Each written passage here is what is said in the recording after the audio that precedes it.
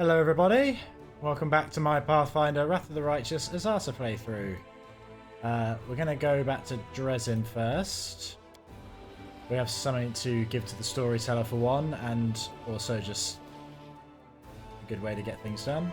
We'll also keep doing army stuff while I decide what I would like to do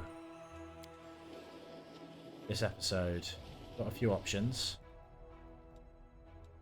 Can you reach down here? You can't quite reach down here. It's okay. Just keep moving towards this army. And our level 10 army, I would like to start clearing. You can clear this fort, this fort. Head down towards here. There's a few armies we could take on in this area. You might as well join up.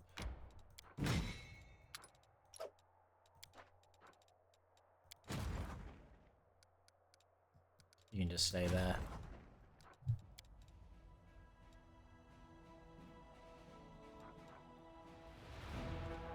I'd like you to also start heading in this direction. I feel like fairly soon we're going to be able to get an extra yeah, we're going to get an extra slot in our armies, so that's very useful. Still can't rank up anything. How's our... I'm not really sure what gains you military experience. I guess battles would make sense. Our leadership is nearly at full. Yeah, very close. Cool. There's no events or anything that are waiting for us? Nope. Cool. Let's continue towards Dresden.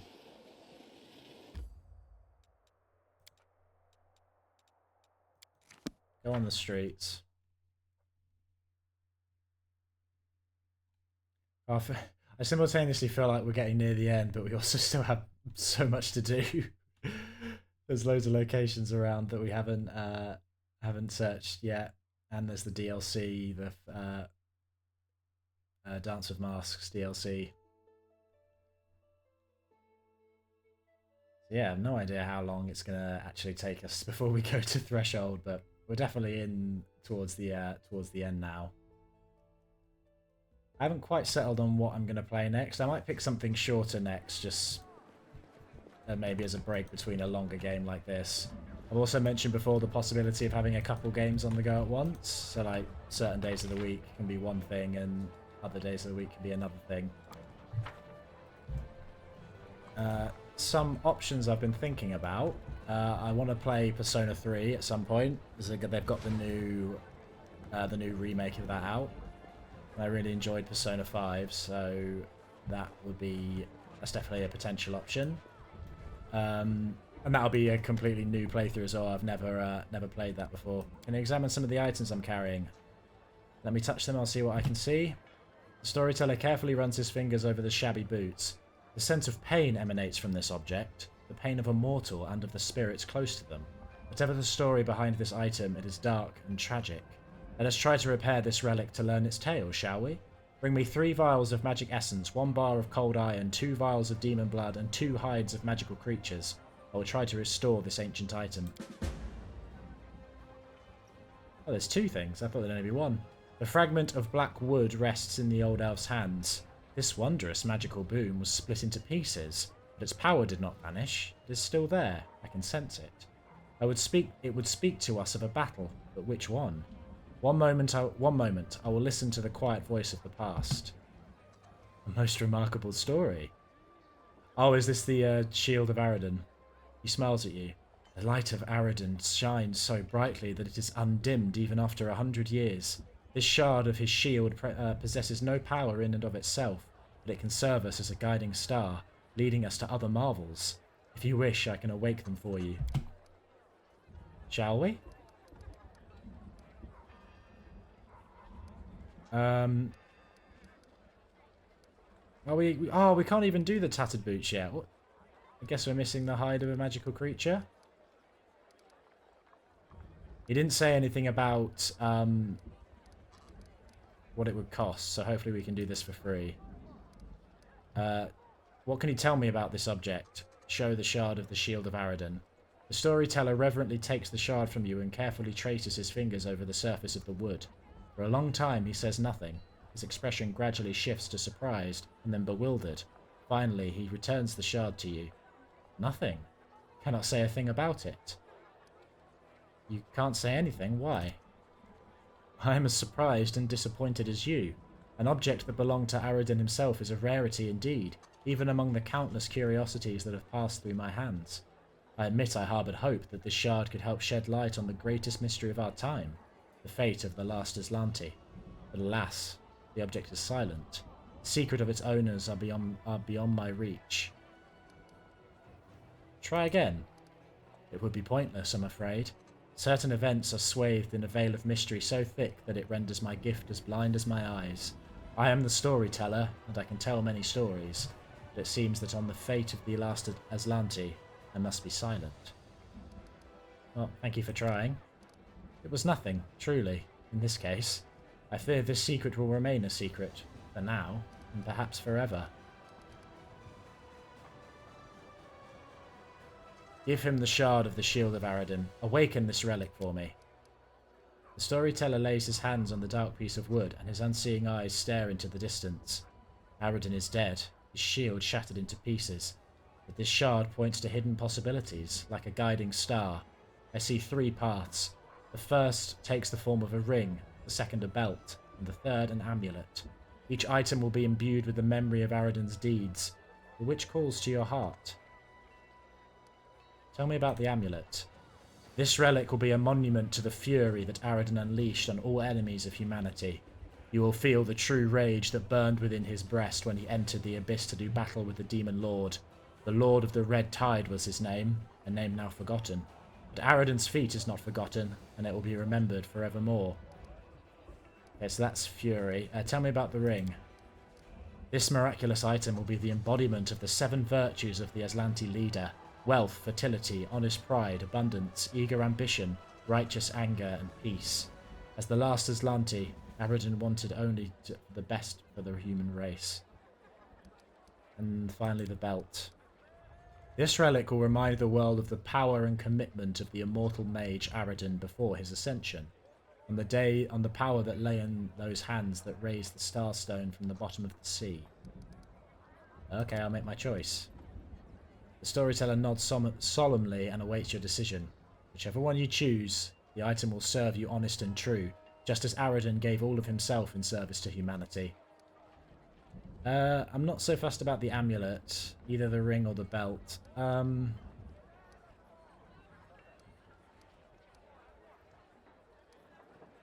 I choose the ring.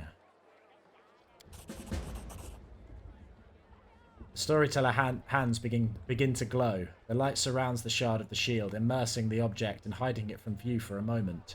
When the bright light fades, the only thing left in the storyteller's hands is a gleaming ring. I wish it told you what you were missing. I think he said... What was it he said? He definitely said 2 hides of magical creatures. Is that the thing we're missing? Yeah, we've definitely got enough cold iron and magical essence. And we've got loads of demon blood. So yeah, it's the hide of a magical creature that we're missing. We just need 1 more of those, but I don't have any idea where we'd find that. I guess we just keep an eye out.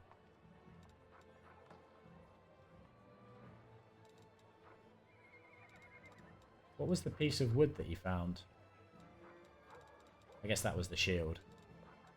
What does this ring do? The 7 virtues of a true ruler. The ring grants its wearer a number of abilities. Firstly, the wearer can activate one of the following 7 effects.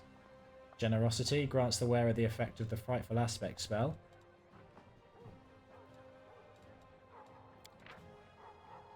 Humility grants the wearer the effect of the Blur spell and a +4 insight bonus on all skill checks. Grants the wearer the effect of the False Life Greater spell and a +2 bonus on saving throws against death effects. Love grants the wearer heroism. Charity grants the wearer mind blank. These are all things we can do without this ring. Sea Mantle isn't. Grants the wearer the effect of the Winds of Vengeance spell. The spell's effects are applied as if they were cast by a 20th level caster. Secondly, if the wearer is on a mythic path, they gain +5 additional daily uses of their primary ability. Demonic Rage for the demon, Hell's Decree for the devil, etc. If the mythic path the wearer is on has no such ability, the power of the ring attempts to perfect the wearer's mind and body, granting them a +4 inherent bonus to all ability scores. Okay. Thirdly, the ring grants its wearer the ability to heal all living creatures within 30 feet for 20d6 hit points 7 times a day. All other creatures within the range take as many points of positive energy damage. Creatures that take damage receive a will save. If the wearer is on the Lich Path, the effects of this ability are reversed. If we were going to swap that out for the Martyr's Testimony, I want to see if we actually get the +4 bonus. We do.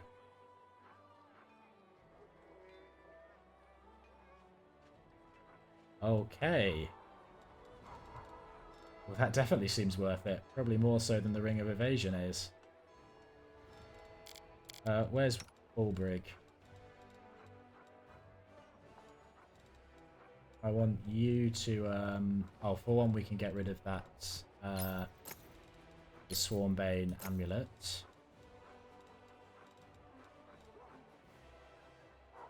This ring grants the wearer a +2 luck bonus to Constitution and the ability to cast Enlarge Person spell twice a day as a first level wizard.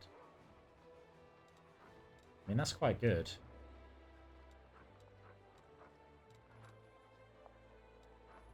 Because luck won't... It would actually apply, it wouldn't be interfered with.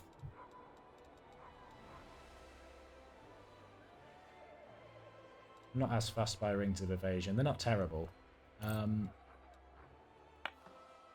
Sure, just get an extra Constitution, why not? But mainly I wanted to give you Bestial Rags.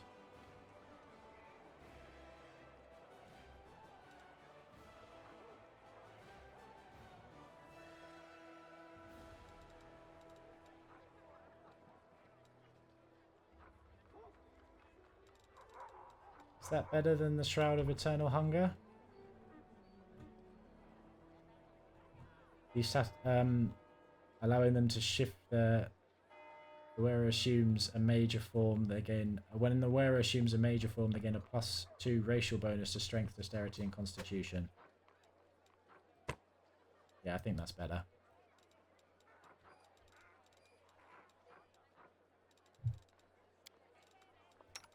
Haramaki +5 is worth giving to somebody as well.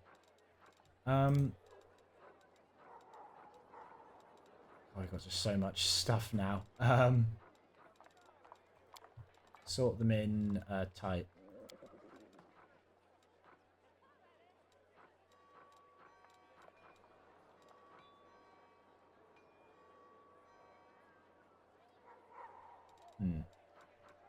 I'll think about the other gear later. Whoa, why are we moving so fast?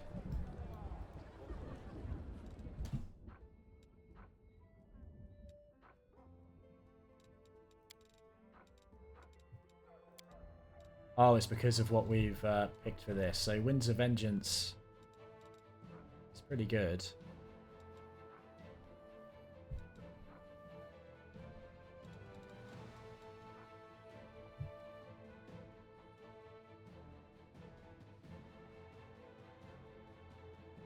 Okay. So anyone that attacks us is not prone. Yeah, +4 inherent bonus to all ability scores. That's really good. I mean, it overwrites the book that we have, that we've used on Nest, because those are inherent ability scores, but that was a +2 bonus, so a +4 is definitely worth that.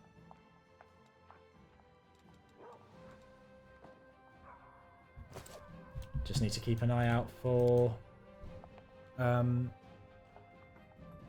keep an eye out for hides of magical creatures, and then we can get Ronix boots. No, nothing to do in here. Okay. Thought it might trigger an event. Oh, we should go talk to Ulbrig as well, seeing as his quest line's finished. Let's go say hi. See how he's doing.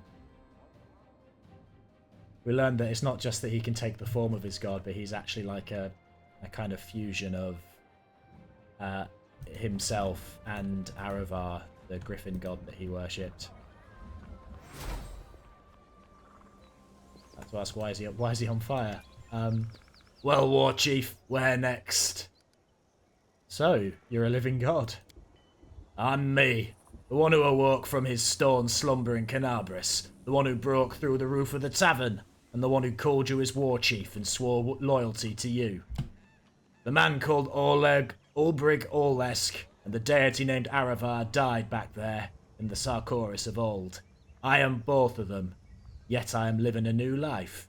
A strange life in a strange world. A mad life, but one that is my own. So that's why you couldn't remember the face of your treacherous brother, because Ulbrig never had one. Yeah, my head is still fuzzy from having two lives, two sets of memories, become one. But at least I now understand why I didn't want to remember. A deity betraying its people? Unthinkable. What kind of filth would sell out his brother and an entire tribe who trusted him to the Uglins? For shame. Ulbrig shakes his head. I have no brother mortal or divine. The traitor doesn't even deserve to have his name cursed. Let it be forgotten forever, as if it were never known. Cool. Nice getting to know you, Ulbrig. Let's go and rest in our court. Careful now.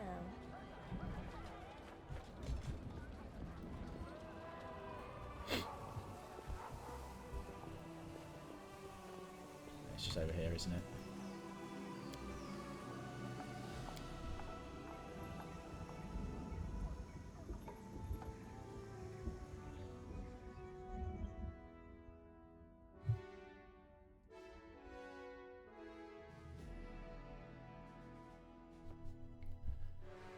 What it says down there, that's why, that's what I've been talking about certain buffs not compelling. So if the buff has the same name applied to it as another buff, the highest one will take effect and they won't stack.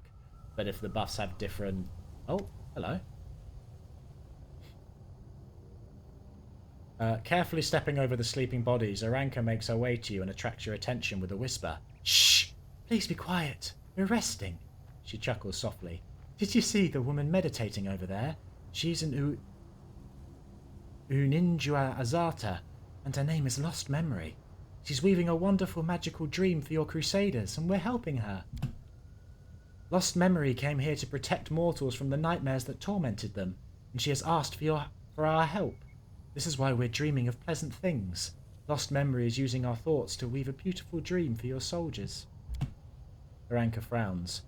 I should join them too, but my indecision is giving me insomnia. What do I most want to dream about? Wandering barefoot through green flowery valleys, the day we win and this war is finally over, or returning home and finally embracing my family once more? Which of these dreams is the most glorious? I just can't decide. Who is this Azata? She is a Uinja, an Azata born of pleasant dreams. They're mysterious and kind creatures. The Uinja may be more fond of mortals than their brethren because of our midnight reveries. They enjoy watching our dreams, and sometimes, when they encounter a nightmare, they drive it away. Lost Memory says there are many nightmares among the Crusaders' dreams. These nightmares have grown strong from feeding on our suffering. She came to the material plane to fight them. So now she's weaving a symphony from our dreams, a beautiful dream that will drive away sorrow and fill your soldiers with renewed strength. All we have to do is think about something pleasant before we fall asleep, and Lost Memory will weave our dreams into a tapestry of nighttime revelries. Does it really matter what the dream is about? The most important thing is that it's pleasant. You can't take dreams so lightly. Imagine dreaming of endless green, of wandering through meadows and glens, dew on your bare feet, birds singing, winds rustling through the trees. How will you feel when you awaken? That's right, you'll feel refreshed and calm, and yesterday's difficulties will no longer trouble you. But if you dream of a parade celebrating our victory over the Worldwound marching proudly through the streets of Dresden, your mood in the morning will be completely different. You will feel aggressive and full of pep and vigour. Or dreaming of being home. The war has ended. You'll finally return home and your entire life lies ahead of you. You're greeted with smiles and cheerful laughter. They've been waiting for you. I assure you, you will awaken with only one thought in your mind, that we must hurry and end this war as quickly as possible so we can return home just as quickly. Okay, this has effects. All generals learn the Song of Second Breath spell. Target units receive a +5 power over 5% bonus to maximum HP. May the warriors dream of victory. Or generals learn the Song of the Last Push. All allied units gain an additional action at the start of the next round. That's pretty cool. Or grant my warriors a dream of coming home. All generals learn the Song of the Last Step spell. All units in the army gain teleport for 1 round and a -5 penalty to initiative for 3 rounds. I like May My Warriors Dream of Victory. That Song of Last Push sounds good. Aranka replies in an enthusiastic whisper. You're right. What could bring a warrior more joy than a vision of a long-awaited victory? Aranka yawns and closes her eyes. It's so nice to be able to ask you for advice whenever I want. You should visit us more often, but for now, let's sleep.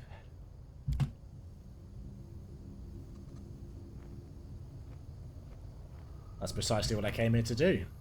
I came here to sleep. Where are those Azatas we can sell stuff to? I want to offload some gear.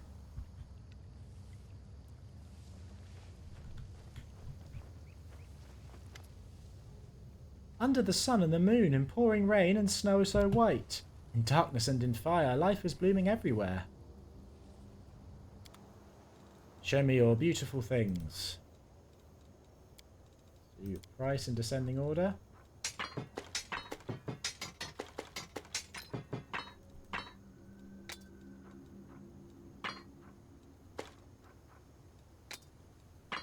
Yeah, all these extra things can go. To the point where money is really no issue at all. Wouldn't even bother selling this stuff if it couldn't potentially affect our overall movement.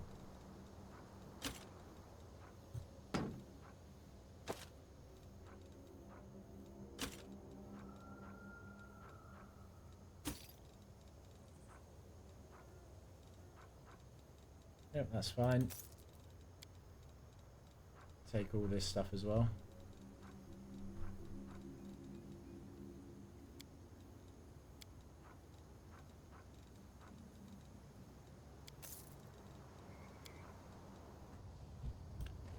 Okay. Let's rest.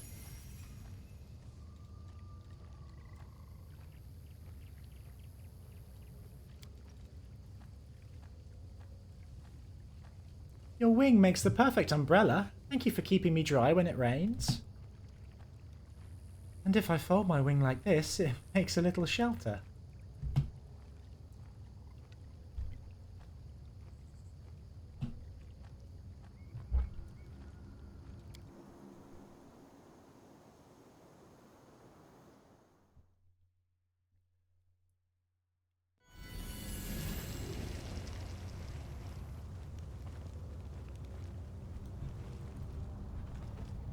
Cool. Let's go back on the road. Oh, I've got this like... Oh, okay. Thrown straight into a battle.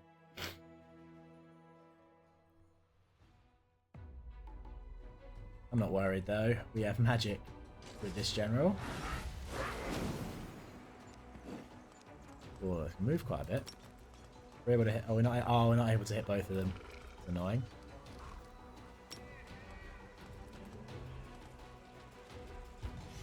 Hit the rocks first, seeing as they're coming at us.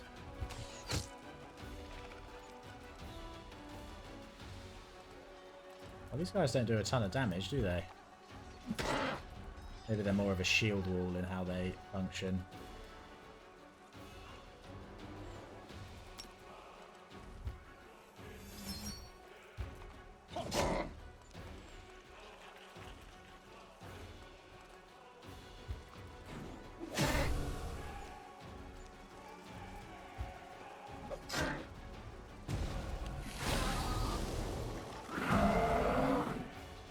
now we can hit them all at once.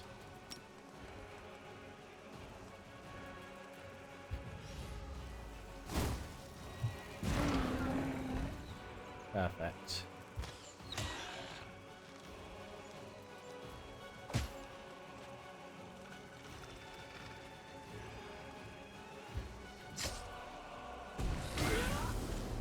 It's alright, we're still okay. But we haven't filled up our infirmary yet. There you go.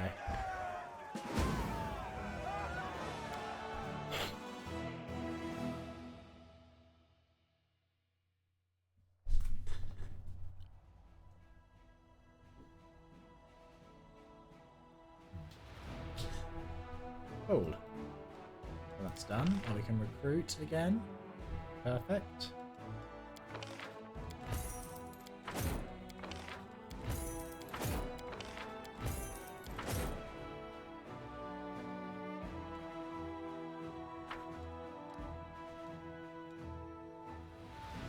And you all to head towards here. That's where you can join up with our main army. Still on the way.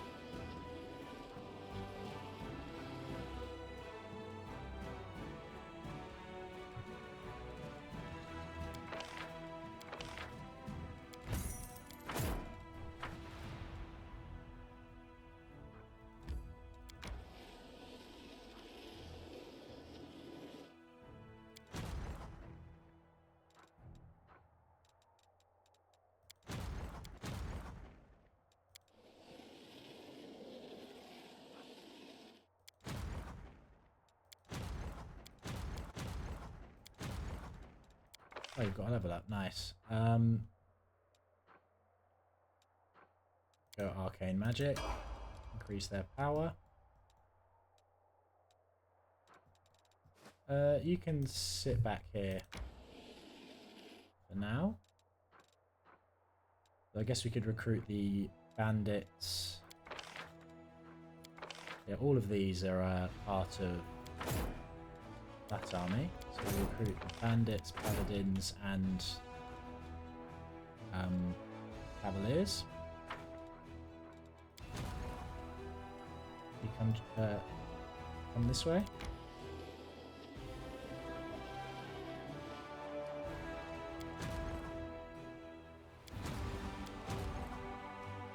Cool. Right, what are we gonna do? I kind of want to travel over here and start looking at these locations before maybe doing the intellectual prison. Sinister Mansion, that's the one, isn't it? Perfect. Let's go up to the Desolate Thicket first.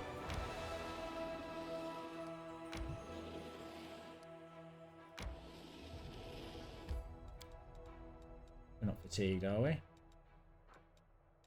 No, it doesn't look like it. Oh, what's in here then?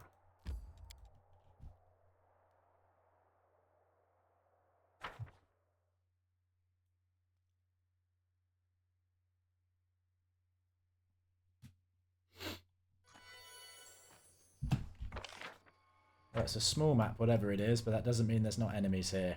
I'm going to assume hostiles and buff up. Okay, so I was in the middle of buffing, I didn't move at all, and apparently this demon just wandered over. So let's deal with that. I'm trying to see if I can deal with it from range and save me having to move. There's obviously going to be more. Maybe this guy's the only one that actually saw us. Oh no, we've got more coming over. A bunch of them. He's only halfway done. At least you're all grouping up though, makes this easy. Darren, can you overwhelming presence them? See if they freeze. Yep. We've got stuck. Oh, another one.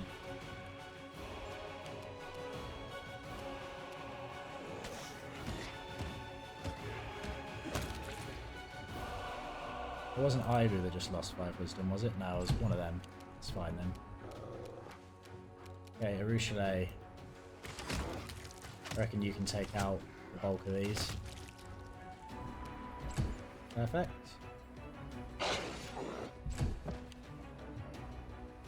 Okay, all the demons are coming this way. Fair enough.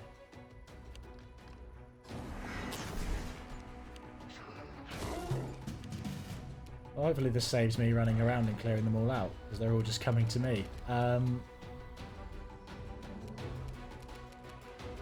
guess I'll see how I fare without using all the buffs then.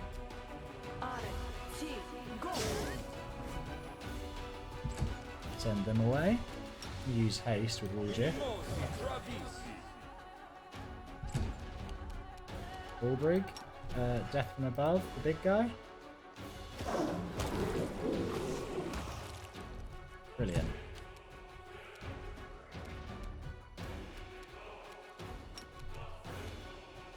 And they use Hellfire Ray. Nice.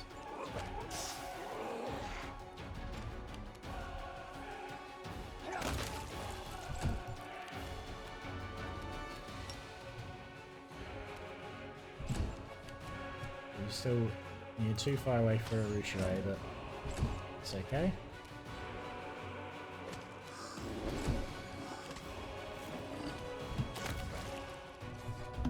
Okay, rather than continue buffing, I'm going to operate on the assumption that that was all that there was here.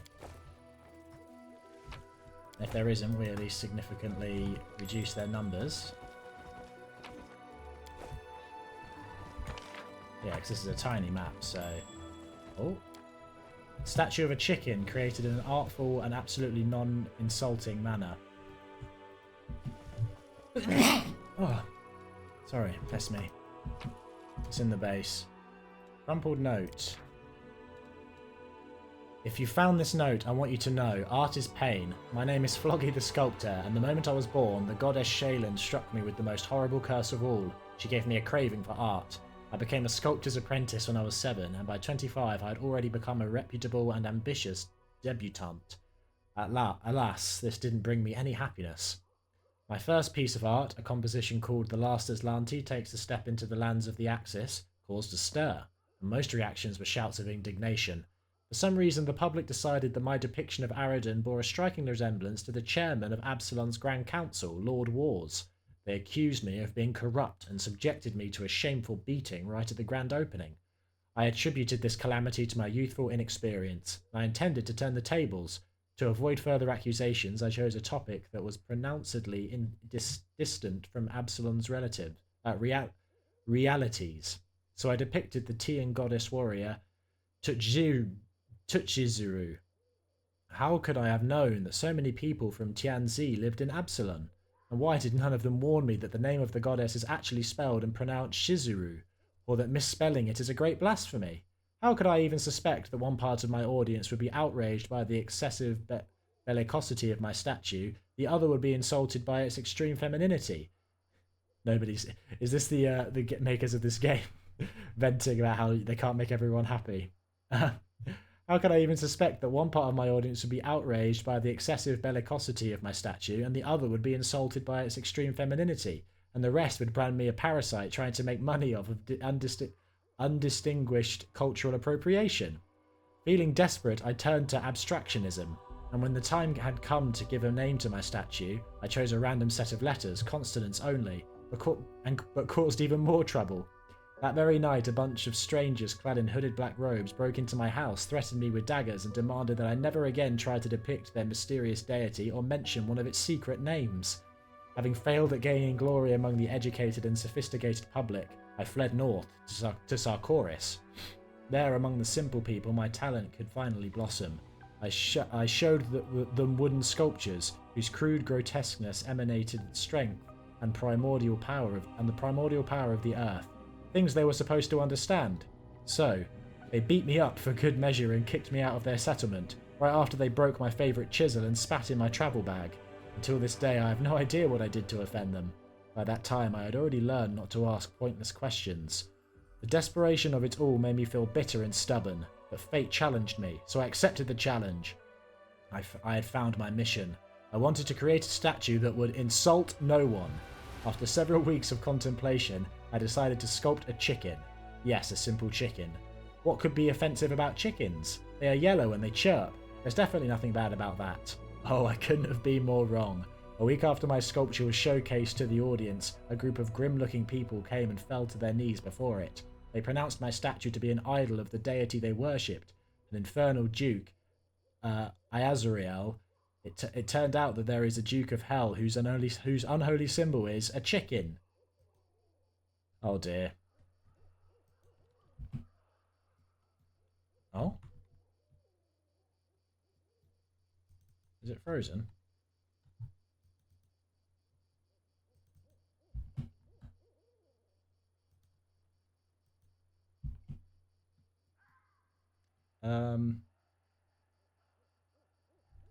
Okay, I think the game's frozen. Hold on. Okay, sorry about that. Don't know what happened there. I'm back where I was. Weirdly, I've had a lot of performance issues with this game, but the first actual crash I had was while reading a random note. Anyway, I couldn't have been more wrong.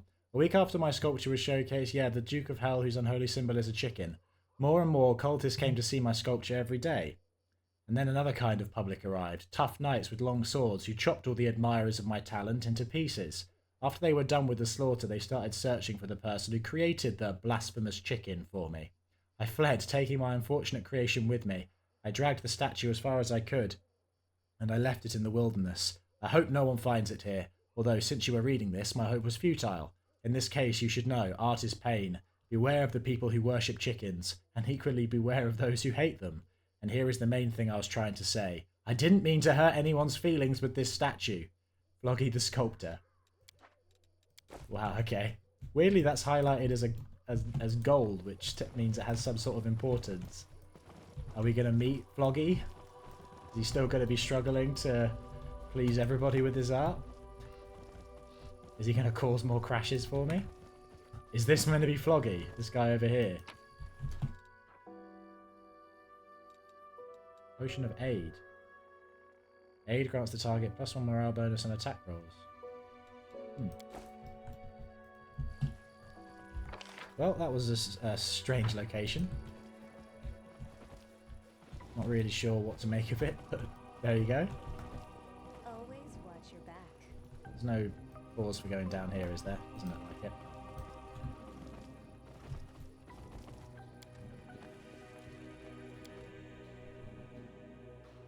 Hello, Georgie. How you doing?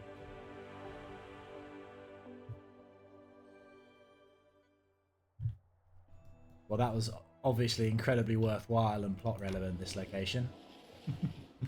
Not that I'm complaining, I have no problem with random little superfluous details or just random things that are around. Okay, we've got our movement back.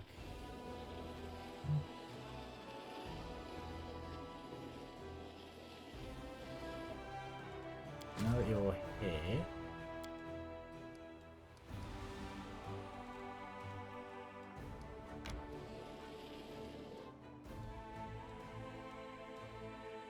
yeah, you need to come and meet this lot.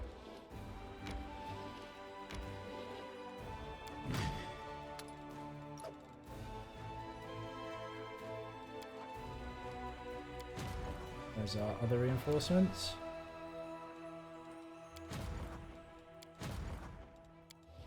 Yeah, you continue on.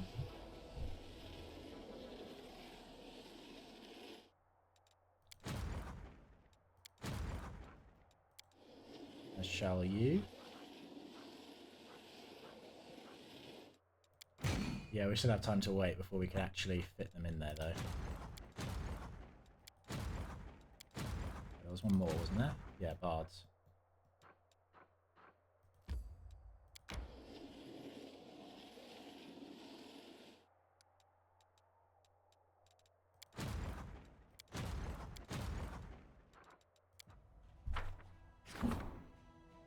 Everything is ready for the relic's augmentation. The spellcasters wish to bind the power of Baphomet's flame to a relic that the commander can use. Now, all that is left to decide is what kind of item this relic is going to be. A robe or gloves? Let's make gloves.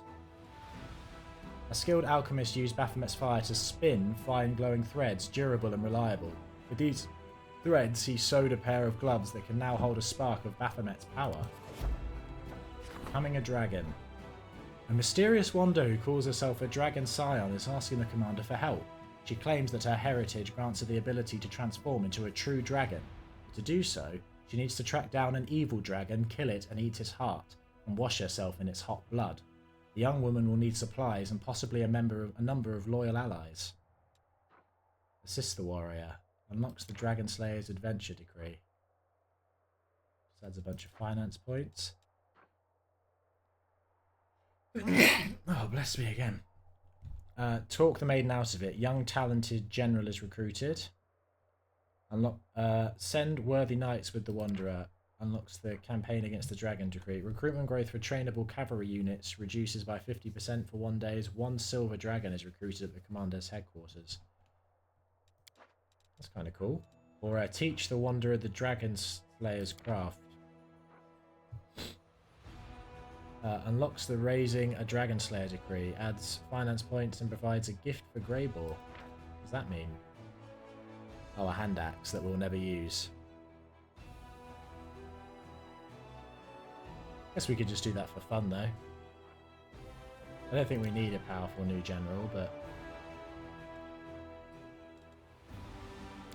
we'll teach her the dragon slaying craft. Greyborn, who has some experience in killing dragons, has agreed to teach the wanderer his trade, but it will take some time.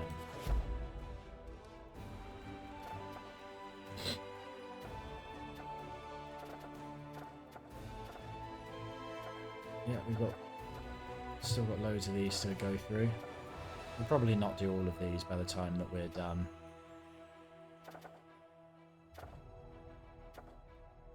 Let's do the Fate of Wicked Dope, because I like the name so much.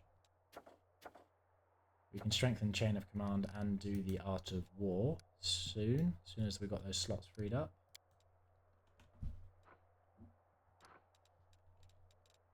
I have a sanctuary here, right? Yeah, so Abyssal Corruption won't rise. That's good. Come on, who wants to go first? Rate Nocticular on a scale of 1 to 10. I cannot believe I'm saying this, but I believe Iomade is the more beautiful of the two. There is something I like. There is something about her sublime haughtiness that I like. Yeah, Darren and Warjif really have brother vibes to me. And then Ember has like little sister vibes, especially with the three of them.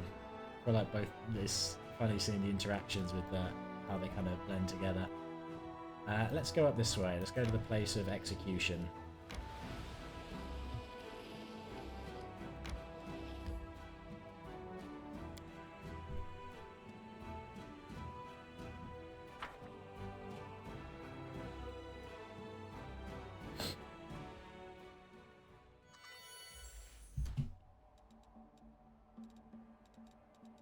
Buffs have worn out again. Okay. Literally the same thing happened here. Halfway through, at pretty much the exact same point. When I start doing the Foresight buff, I get attacked by a Babu warrior.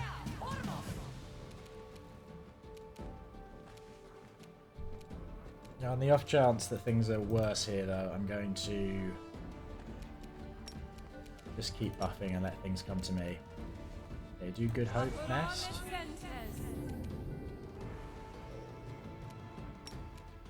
Then do a quicken Ode to Miraculous Magic. That's fine. Woolgif. Drink your mutagen. Then do a quickened haste. Ulbrig, turn on your things. And do Death from Above. Okay, got some strong stuff around, it seems.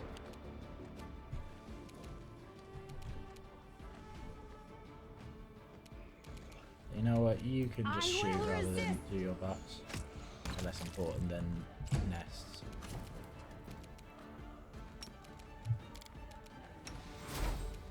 So you start giving heroism around.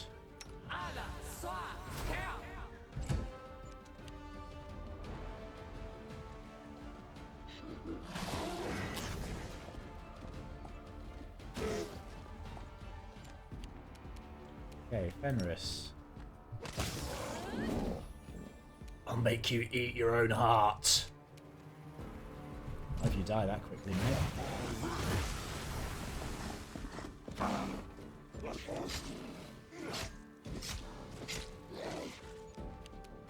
Okay, I did all of Darren's. He's as buffed as he needs to be. You just attack. Oh, your attack isn't that good, is it? Bit of a waste.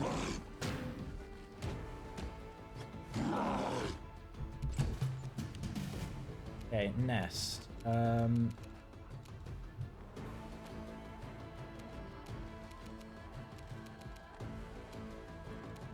Activate your weapon enchantment. Do a vampiric touch attack. Taking hits, I'll give it Cover that. me, all right?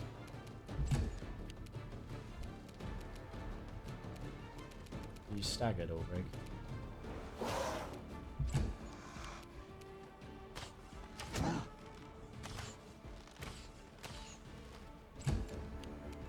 Okay, Ember, you keep doing heroism.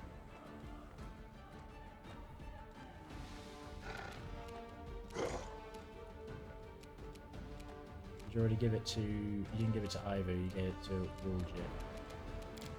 Give it to Arushale. And then give it to... too far away to give it to... Oh, you can give it to Ulbrig. Great.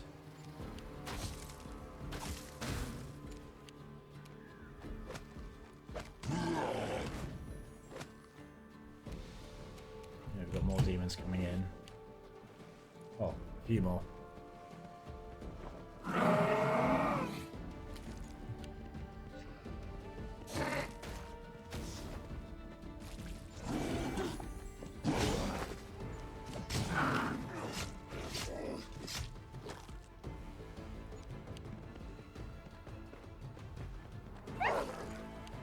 They're all... Oh, Darren!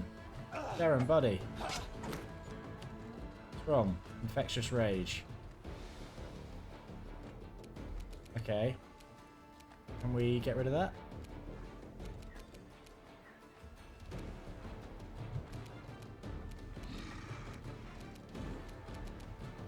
You just keep attacking the Baylor.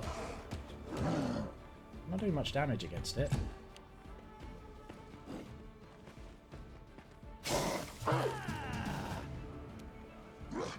Oh, Woolgit has been... Oh, okay, that's not good. Can we can do Unbreakable Heart, can't we? Do we have a way of removing that?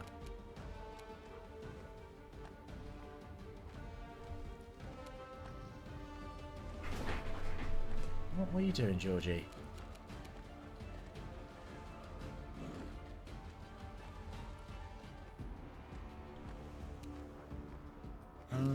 Don't we have a thing that can remove mind-affecting effects? There you go. Do Unbreakable Bond. Didn't do anything.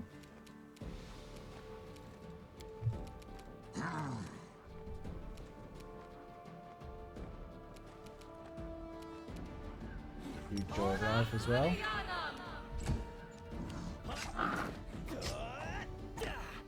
At least it's attacking Fenris.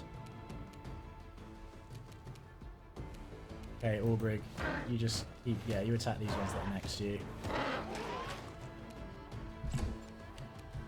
Arushale, you can deal with things nearby. Don't attack Darren or Woolgit, please.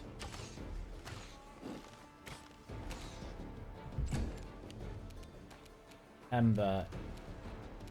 Does Mind Blank... I thought Mind Blank would stop those kind of things. What about Unbreakable Heart? Would that help them out?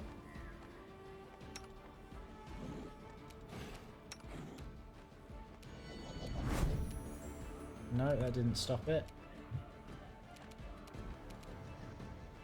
In that case, try Phantasmal Killer on one of the Rock Assassins.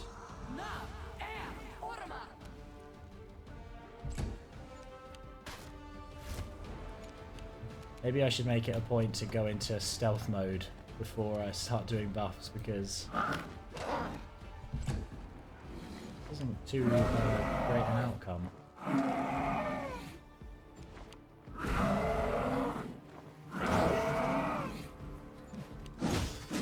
Whoa! Whoa! Whoa! Hold on. Why is that thing so tough? Okay, we've got Darren back. That's good. Let's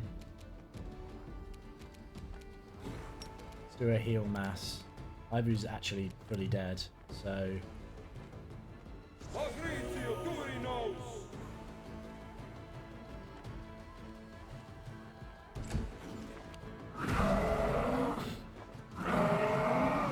Okay, Nest, I really need you to take out the Baylor.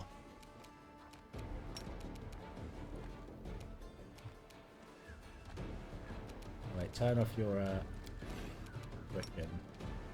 I don't confuse the thing. Tactical retreat.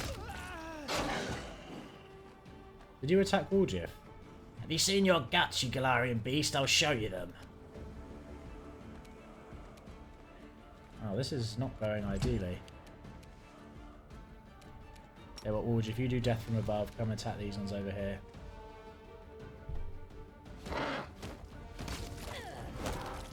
Where did you have to kill Woljif, Nest?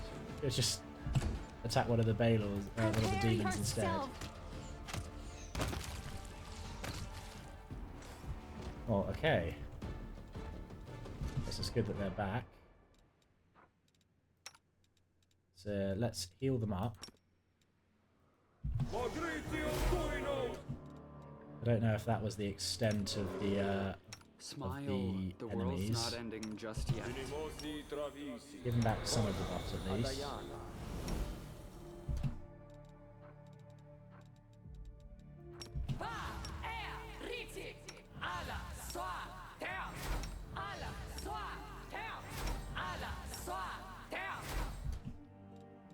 The ones that we're able to at any rate.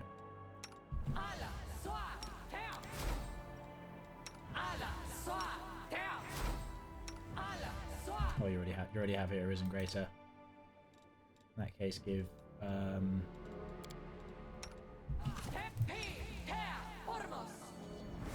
foresight to these two.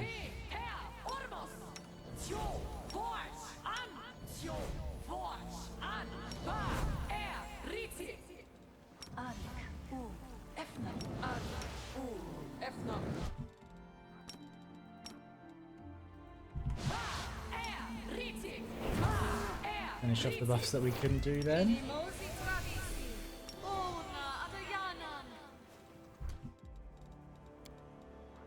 Need to make sure we do the intelligence and dexterity bonus for ourselves. Go on to Woljif as well.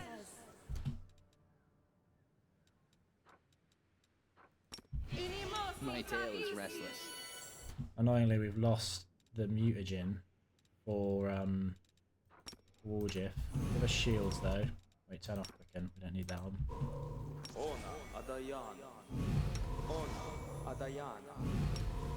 That wasn't messier than I expected. That Baylor did insane damage. So why have you only got... You should have enough to do everybody with this.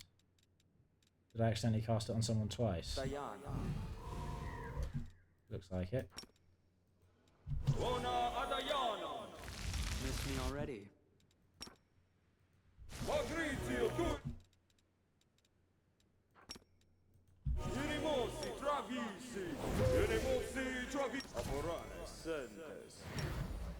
Wouldn't hurt to make sure they have as many bonuses as possible. So we'll redo some of these mass ones. Okay, and I hope we don't meet too much around here then.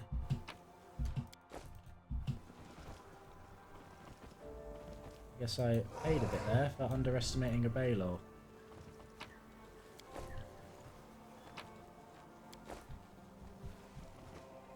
Bunch of regents, that's nice. Okay, this area is quite small, there probably isn't anything else here.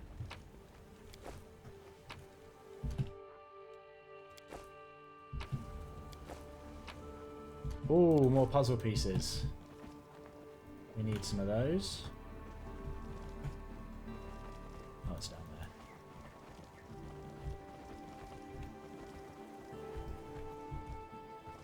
Nothing over there. Okay. Just stuff down here.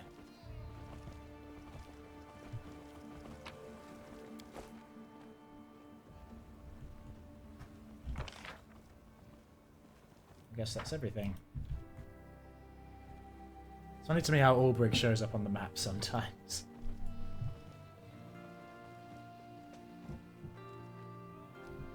That diesel.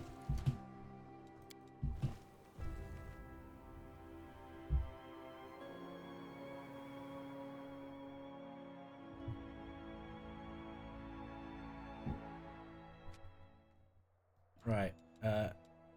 Going somewhere to rest would probably be good.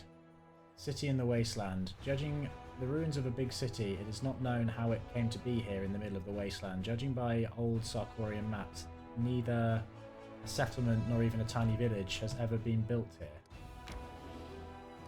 Okay.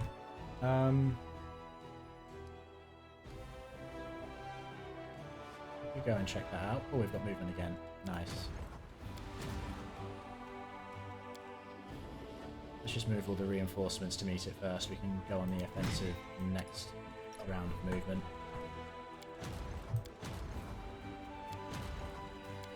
Let's continue. Why are you moving so slowly?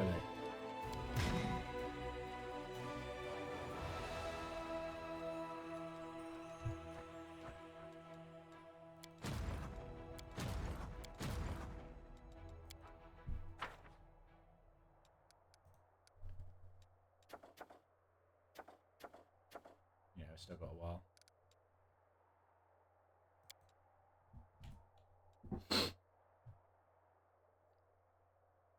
I don't want to go to the inelectable prison in this state. Although this is a closed portal. Where's the open portal? Here. Oh, so actually it's over in this area where we really need to be. Go check out the city in the wasteland because it's probably a smaller location. And therefore easier to manage.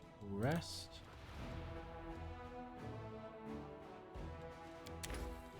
Can we make our favourite again? Oh, we can make Demon Slayer. Oh, we can only make one though. Okay, I'm going to save that until we have more of those things.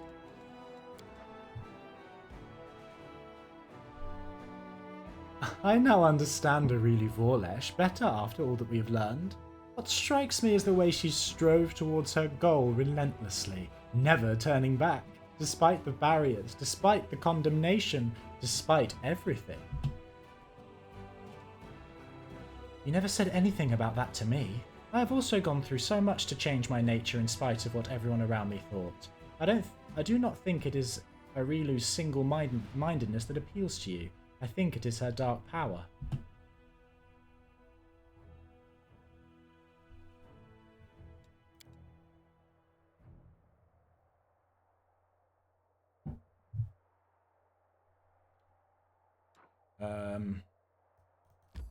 I didn't just... Oh, it's because we rested.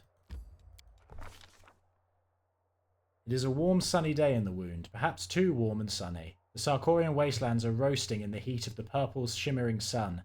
Even demonic plants are unable to survive here. They suffocate in the red dust of the plains. A hot wind sweeps across the wastelands, leaving the commander with the taste of ash and sulphur in her mouth. The commander can see for miles around in every direction. If there were any enemies nearby, they would not be able to sneak up on her unnoticed. However, it does not look like anyone has survived the excruciating heat in the wound. The only sign of life is the sound of insects buzzing nearby. Their chittering noises sound like harsh, rasping laughter. The heat causes the air to shimmer slightly, and through the haze the commander notices the walls of a city rising up, a short distance from the road. Is this a lost Sarkorian city? A demonic trap? Or just a trick of the mind? The walls look real, but perhaps they are only a mirage. The commander realizes that it is impossible to tell from this distance, so she decides to explore the mysterious city. The walls are partially buried in red sand, and as the commander draws closer, she realizes this is not a city, but the sun-bleached remains of a Sarkorian settlement. The buzzing grows louder, and the commander can see Vescovers perched on the stone slabs as they bask in the sun. The husk of their dead kin crunch beneath the commander's feet with every step. The commander notices rotten wooden pillars covered in faded Sarkorian ruins. The top of the pillars have been gnawed into sharp points, making them look like wooden stakes. The highest of these pillars seems to be a signpost in the middle of what used to be a busy crossroads. The passage of time has worn away all but 3 words on these signposts: square, marketplace, and gem. The commander decides to... Let's do a knowledge world check. Try and identify the city using her knowledge of Sarkorian history. Yep, we're the best at this by far. Nest looks around and recognises the surrounding streets. She has seen them depicted in some ancient maps. The drawings on the walls depict horses and herds of sheep, offering further confirmation of the commander's theory. This is Domora, a city of herdsmen that was lost a long time ago. The commander recognises the majestic temple of Gozra that towers over the other buildings. This temple used to be a local landmark and attracted countless pilgrims. The underground aqueduct built under the temple supplied the city with drinking water scorched from a lake that has long since dried up. The commander is sure that this is Damara, but its appearance here is inexplicable. The city of Damara was located far away, on the western border of ancient Sarkoris. However, there are many strange phenomena and anomalies in the Worldwound. This must simply be one of them. Search for the Vescovor Queen with a perception check. Oh, we're actually the best at perception now. Interesting. Nest examines the houses closely. It looks like a battle took place here. The walls of the houses have been damaged or destroyed, and all that is left of the roots are a few wooden beams. When the commander turns her attention to the insects, she notices that all the Vescovers seem to be flying in a single direction, towards the city square. Let's go to the square. The winding street that leads to the square is lined with partially destroyed houses. Many of them have only 3 walls, and the others are nothing more than piles of rubble. The commander notices more and more Vescovers flying around, and the air is filled with a strange, acrid smell. The square is completely empty, but the doors of Gozran's temples swing open. A woman emerges through them and begins to limp towards the commander. She is stripped to the waist, and it looks as though insects are squirming beneath her skin. Livor mortis has discoloured her withered, shriveled flesh, turning it a blotchy purple colour. She opens her mouth to speak, but the words come out in a low buzz that is neither masculine nor feminine. Verbovizer welcomes you, esteemed guest. Please make yourself at home. The woman falls silent and collapses on the ground. A small swarm of Vescovers flies out of her motionless corpse. The insects hover near the commander as if waiting for her to follow them. The commander decides to...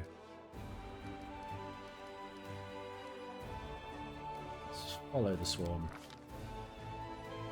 The swarm flies through the air unhindered by the obstacles on the ground. The commander has to climb over debris and walk through partially collapsed buildings to follow the buzzing insects.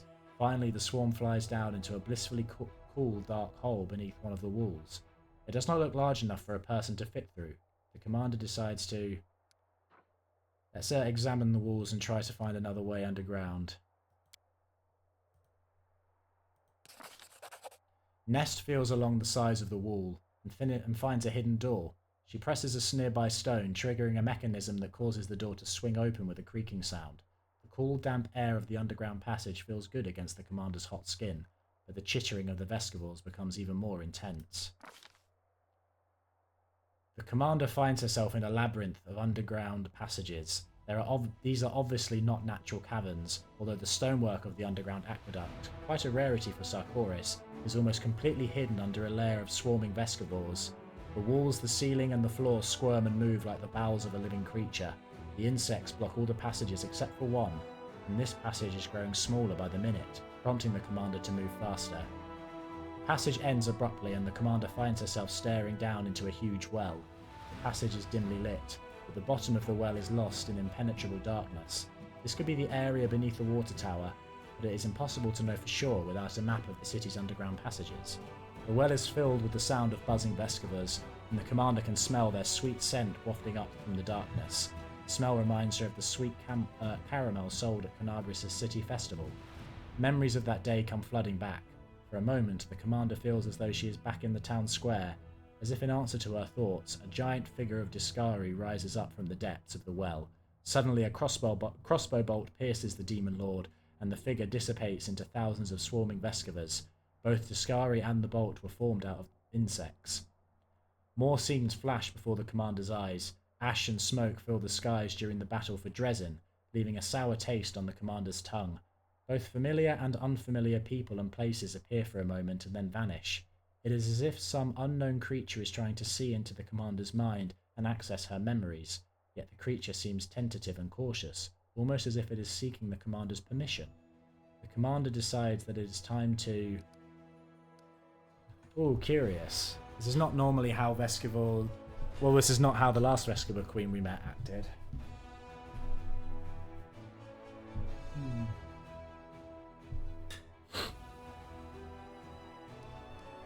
We could fight back or allow...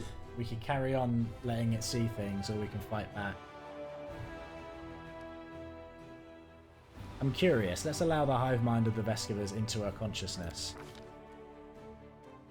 The commander allows the swarm to enter her mind and suddenly has a vision that feels so real it's almost like a memory. The commander is standing in Dresden, or is it Canabris, or maybe even Nerosian? In the vision she is watching the sunset over the city of Dresden, or Canabris, or Nerosian. A priest of some unknown deity approaches the commander. The priest, the commander isn't sure if it is a man or a woman, has no face. There is only a mouth where the face should be, and when the mouth speaks, its words sound like the buzzing of thousands of insects. We are Verbovizor. Verbovizor has heard about the one who defeated the mighty demon lords. It harbours a special hatred towards Discari, and would like to know more about his weaknesses. It wishes to fight this demon lord and defeat him. The commander...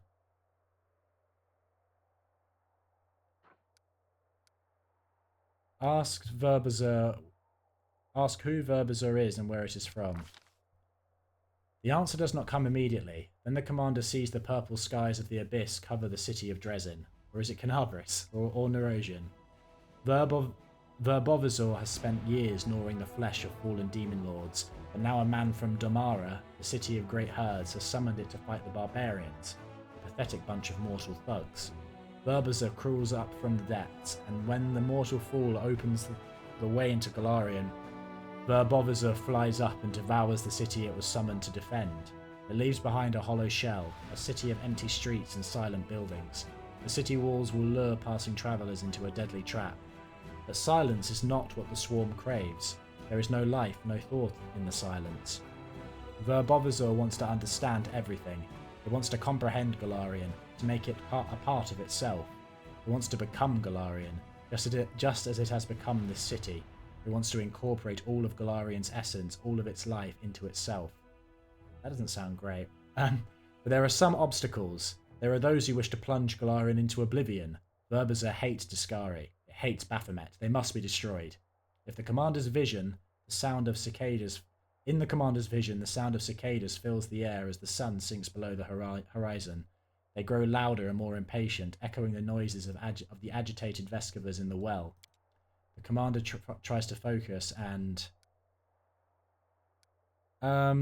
let's bluff. I don't trust this enough to tell it everything. Agrees to tell Verbovizor about her encounters with Discari, Baphomet and their servants, but keeps some of the key details secret. Success. Day passes into night, and then night becomes day. Verbovizor thanks the commander politely for telling the truth and promises to help the commander in battle if she continues to be a good ally. Verbovizor assures the commander that it will remember her scent and come when needed. The commander chooses to... Yeah, we're going to reject the swarm's offer then. The commander gave the swarm the information it wanted. The Vescovas will not stand in her way. The swarm bids the commander farewell and flies back down the well. The commander is free to leave. After being in the cool air underground, the heat outside feels even more unbearable. The sightless eyes of the city's residents are fixed on the commander. When the commander glances around at these silent onlookers, she feels an overwhelming desire to... Yeah, I'm not a fan. Burn this place to the ground. The commander sets the city ablaze. She makes sure that no harm comes to the temple of Gosran at its centre. No one tries to extinguish the fire. The Vescovas leave their shelters of flesh behind and fly away in all directions. The rotting corpses turn to ash, and the walls are covered in soot. As the roaring inferno subsides, the the crackling of the flames is replaced by another sound, the sound of running water.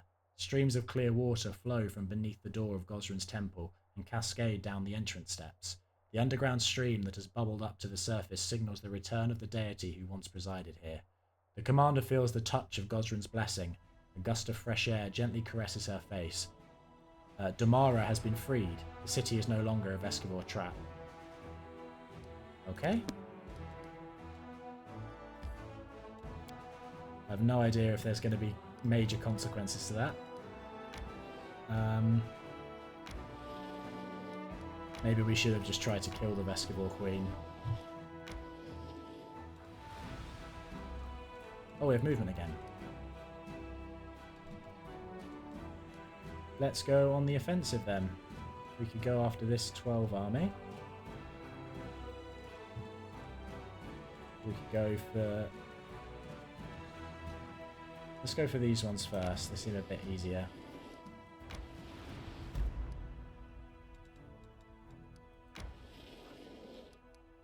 Okay, we'll go for the army first.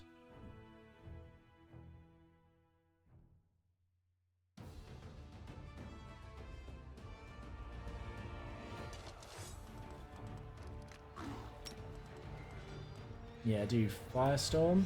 Hopefully we can kill most of these. Yeah, not a bad job. You charge these demons. Oh, so close. Magic will finish it off.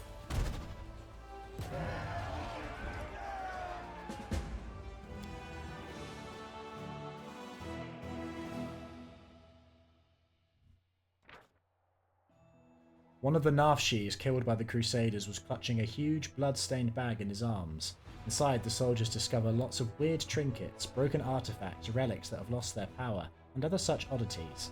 It seems like this demon took joy in collecting broken magical things. Voice of the Cursed Bard. Okay. Got to level up again.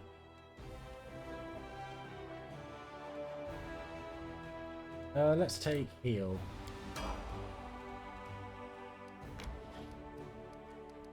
Should we go for this army first, or should we go for the fort?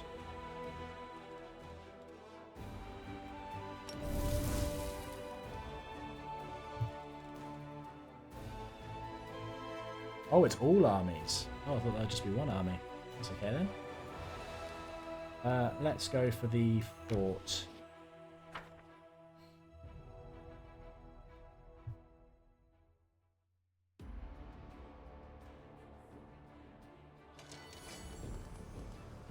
That's a lot of Vescivores.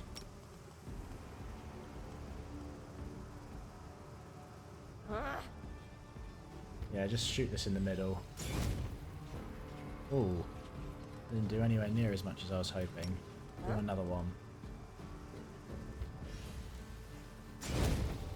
Okay, dealt with a good number of them now. Okay with that. Hold back. Try and take out this swarm.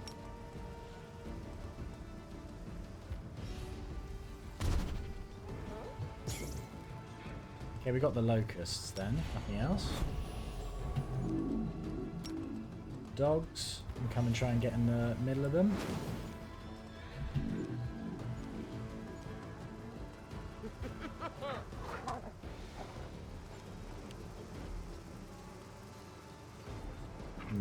Could do another fireball. Not without hurting the dogs though. No, it's worth it. Sorry dogs. Oh. Didn't hit the dogs apparently. Not that I'm complaining.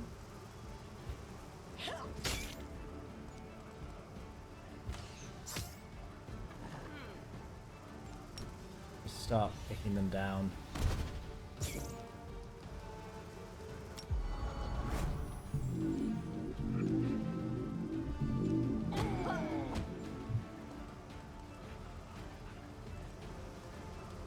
Okay, they're ignoring us now. Do fireball. Thing is, we can hit them now. Perfect. I'll just finish them off.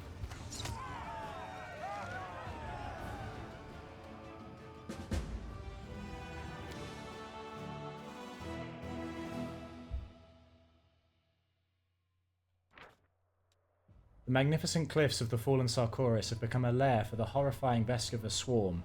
The soldiers have exterminated those heinous creatures and turned their caves into an impenetrable fortress with many hideouts, unassailable tunnels, and secret passages.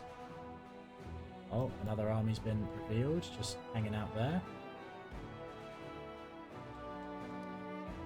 Let's not go for it just now. Let's do the replenish. Let's refill some of our mana. Just get ready to attack those units there. Cool. Now, because this is a closed portal, I'm going to assume that we're probably not going to be able to go in there. Maybe this episode will just be focused on minor stuff around the map, picking some of them off. I'm not too fussed about that before we do a bigger dungeon. I'm assuming the ineluctable prison will be. Okay, hit them here. A good start.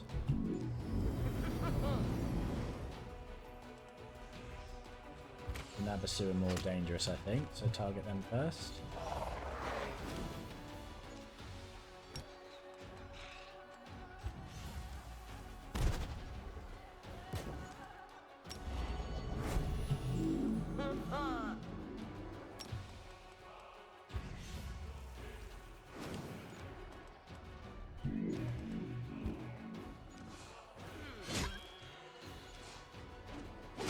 Yes, all bunch up. It's brilliant for me, actually. Fireball right here.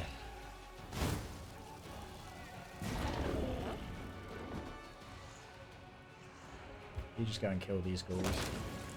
They're not a problem. Kill these shears.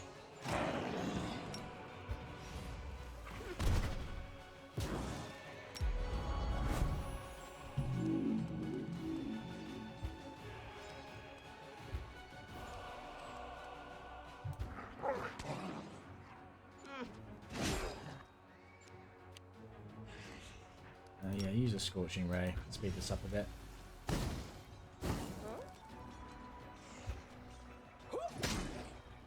Can the archers finish the job? They can. Brilliant.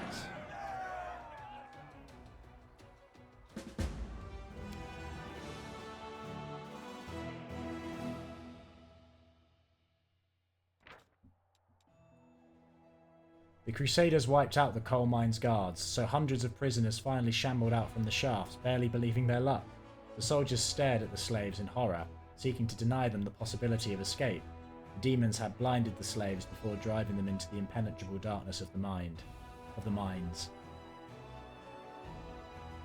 I was confused by that a second. I thought the soldiers were seeking to deny them the possibility of escape. No, the demons were seeking to deny them the possibility of escape. That makes more sense.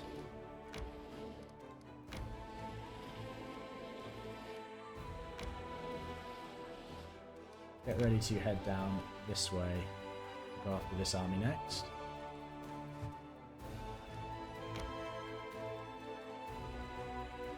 Let's rest again. I don't think that will be a bad thing. I used to think that being weird like you meant being alone, but lots of folk like you here. Let's be weird together, and then you'll never be alone.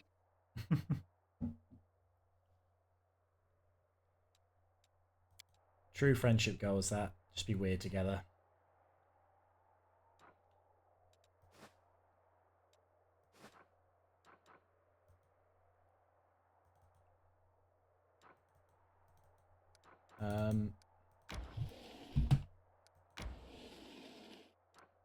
Oh, okay. So that's not even a location we can go into. Interesting. In that case, We need to go from down this way, don't we? We've got the Valley of the Temples there. Final Veil and the Forgotten Secrets are both puzzle locations. I guess we could do the other companion quests now as well. Soon, anyway. I'm not missing any other locations, am I?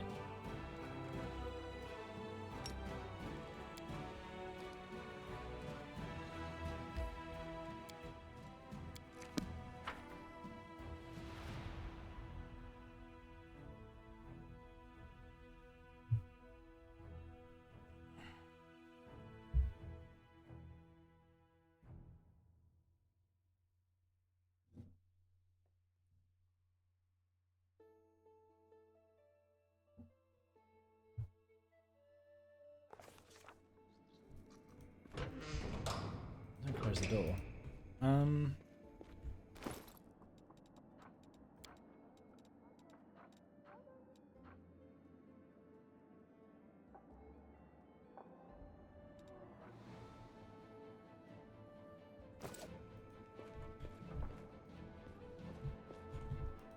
Let's rest here just to cure death's door and things like that. You've got it all worked out. You go around in spiky armor looking mean, and then you can do whatever you want. Oh, that's the life. Astonishing. You are even more stupid than I thought, thief.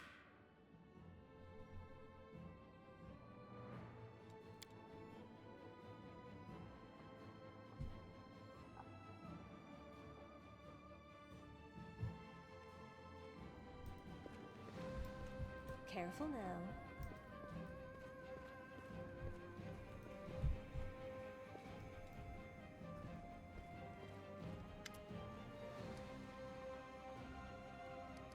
Galfrey looks at the towers of Dresden with clear, if slightly sad eyes. Dresden, Dresden. I remember the early days of this city. How strange to think it's younger than I am. This isn't the first time I've seen it prosper, and I hope never to see its final fall. You look sad. I hope I'm not spreading sadness around me like a plague. We all must steel ourselves for the final push, but it's not easy for me to keep up the facade of equanimity. In my heart, I can't shake the feeling of, well, autumn, the falling leaves of winter approaching. I suppose this must be a normal life for an old woman like me. I have to go. Good luck to you, Commander, in everything and always. Laia Linkers, who are you? Yeah, who are you, literally? The young woman intently watches her queen's every gesture. Her zeal is written on her aristocratic, pretty features. Commander, may I be of service? Her voice is full of reverence. Who are you? Laia Linkers, squire of Her Majesty Queen Galfrey. My queen has done me a great honour of accepting me into her inner circle and retinue. I haven't seen you around before. I joined the army after you departed for the Abyss, Commander. During the Iz expedition, fate brought me to fight at Her Majesty's side, and my queen, in her great benevolence, granted me the right to serve as her squire. And what have you done to earn the queen's favour? Laia blushes slightly. I think you should ask Her Majesty about that. I haven't performed any great feats, only my duty. When my brother, my last brother, died, cut down by a demon's blade, I offered a prayer to Iomedae and charged the abyssal monsters. I didn't call anyone to join me, but the troops still followed. It so happened that it turned into a counterattack and we drove the enemy back. It wasn't until later that I found out we'd cut through the demons surrounding Her Majesty's squad. So we saved her. And that's just what others say. Personally, I think the Queen didn't really need our help. She blushes even more. Success perception check. Her embarrassment seems sincere. This naive soul must truly believe that she hasn't accomplished anything of note. How do you feel about Queen Galfrey? She's the greatest person I know, she answers passionately without hesitation. I'm ready to die for her.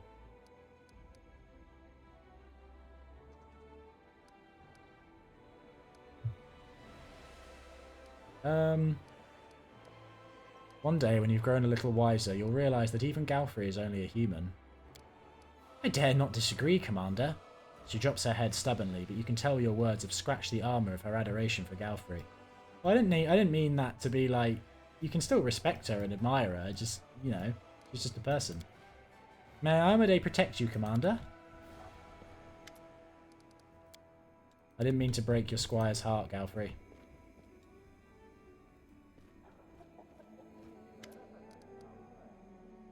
When I was little, I mean even littler than I am now, I got really upset because I didn't have a hair tuft on my tail.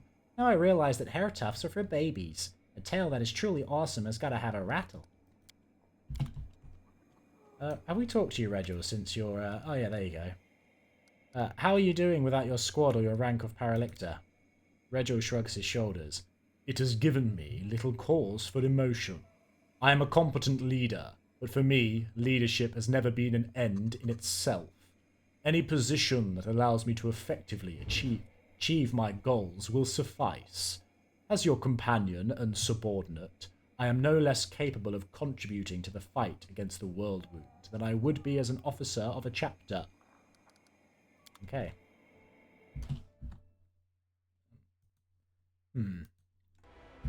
Okay, let's go back out. I think maybe we'll go and do... We were able to get to where Seelah's quest is, isn't it? Maybe we'll do her quest line. We could do her or Lands. I think they're both reachable now that we've got rid of the armies in the south.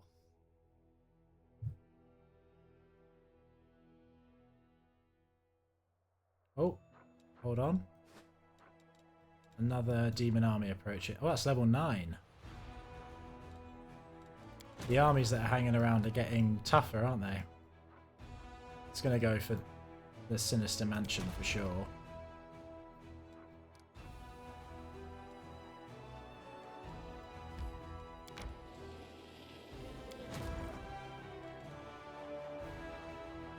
Can you get to the Sinister Mansion? It's going to take a while to get there. How long will it take our main army to get there?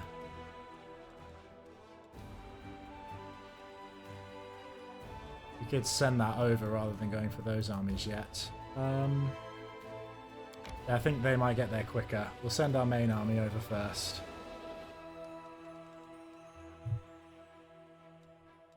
Anyway, we still have to wait 8 hours for teleportation. There's no point walking all the way down here.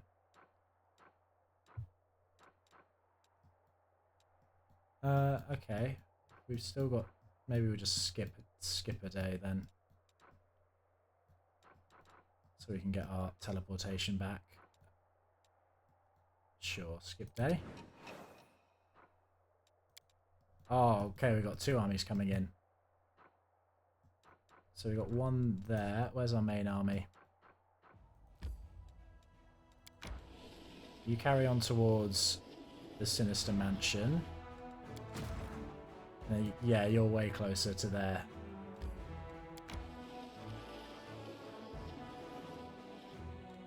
So you can meet this army when it comes up.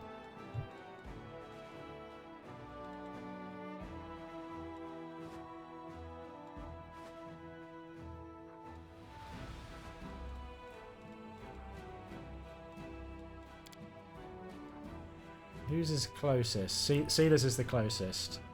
We'll go with her then.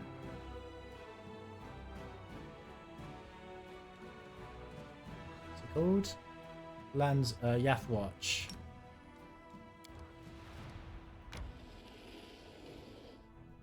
And yeah, let's move towards Gravestone Rock.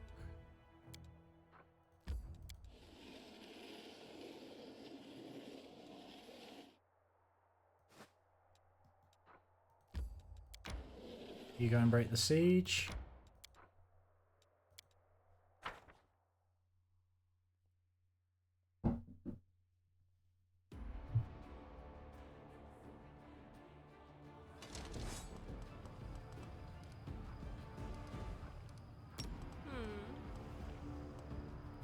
Might be able to do this in one spell. Yep, there you go.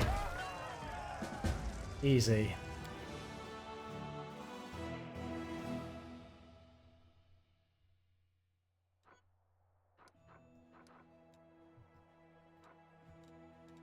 now you can head back down over here. So there's stuff we wanted to do with you.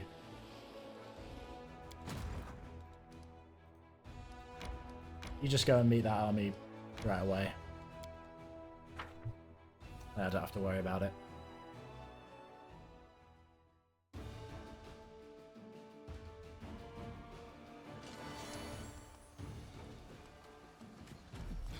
Lots of spiders, eh?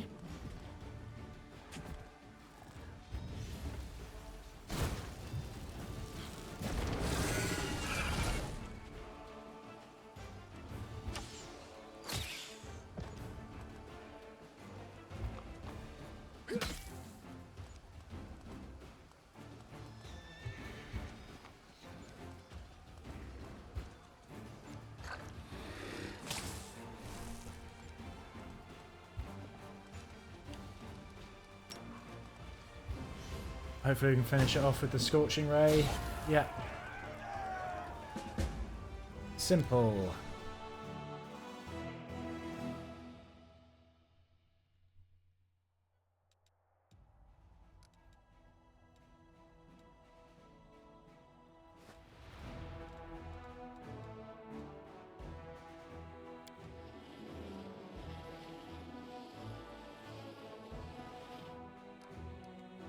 Everyone's fatigued.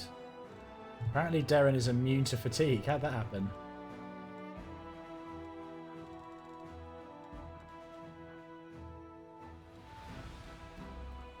No, seriously, how does that happen? Is that a class ability? Or an item he's got?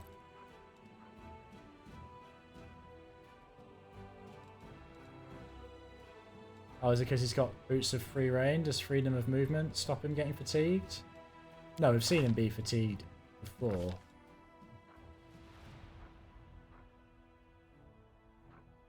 Spirit boost.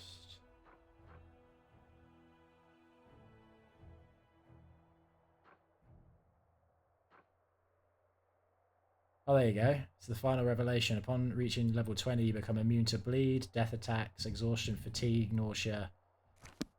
Well, being immune to fatigue is pretty good, isn't it?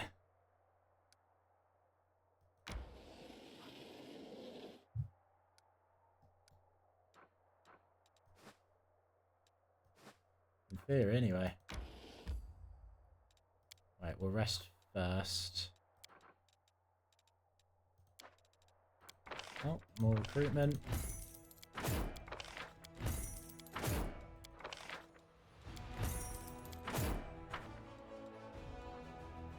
Want you to go and join up with where this army's going to be.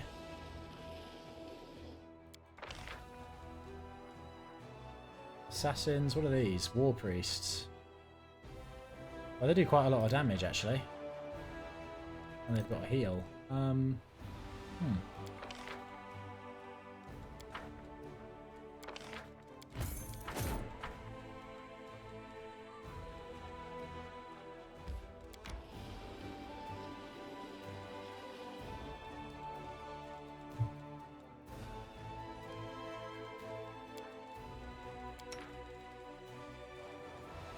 Oh, Seelah is terrible at Night Watch. We'll still have her do it though.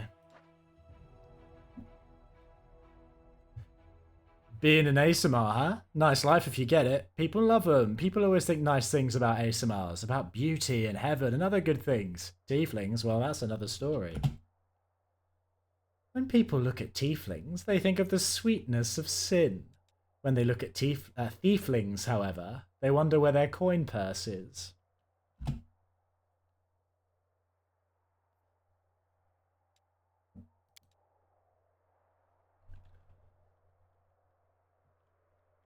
Let's check out Seelah's. Is there any updates we can make to Seelah's gear before we go in? I'm sure there's some.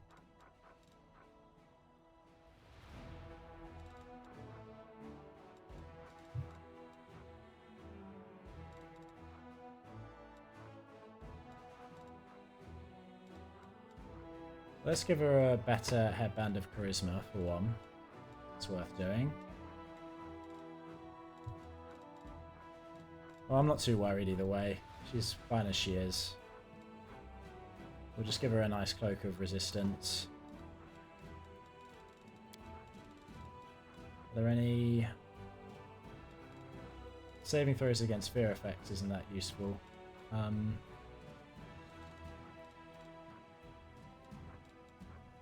She's fine as she is.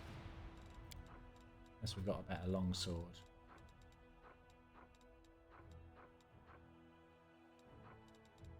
Doesn't look like it. Yeah, we'll be alright.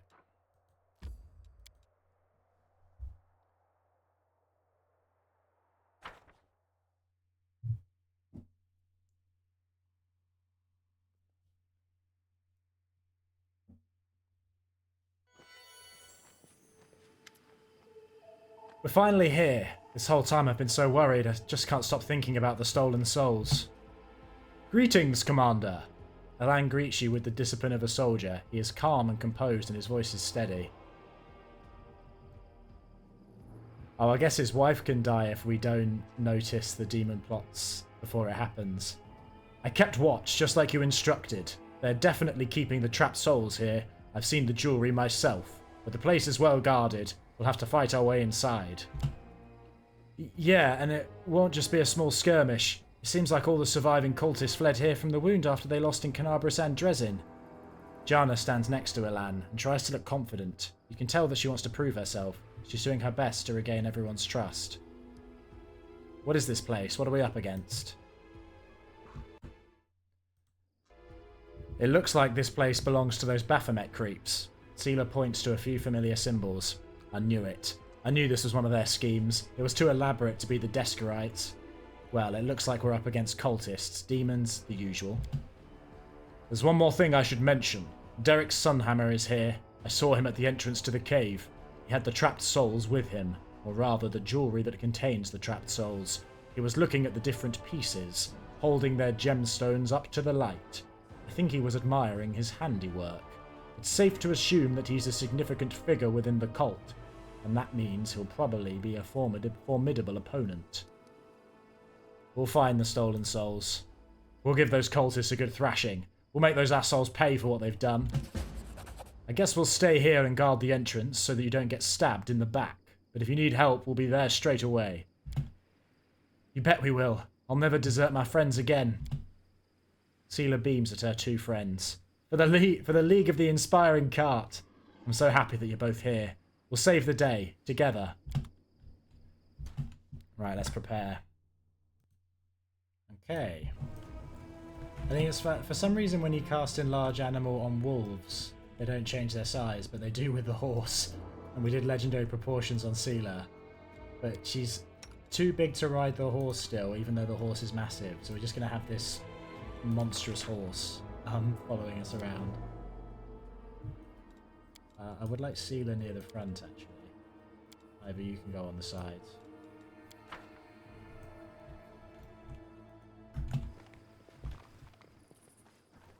Yeah, but that horse is huge.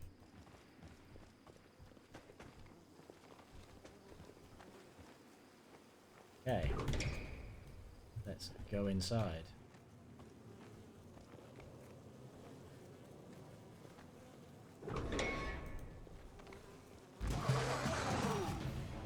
Okay, we've got some golems. These have never caused us much trouble in the past.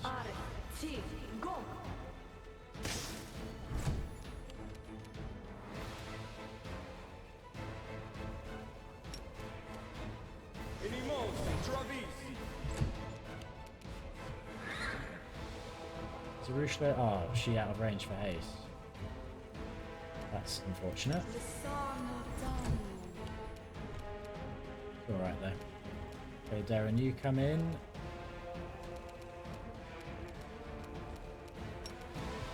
You hellfire ray? Oh, it's immune, isn't it? Forgot about that.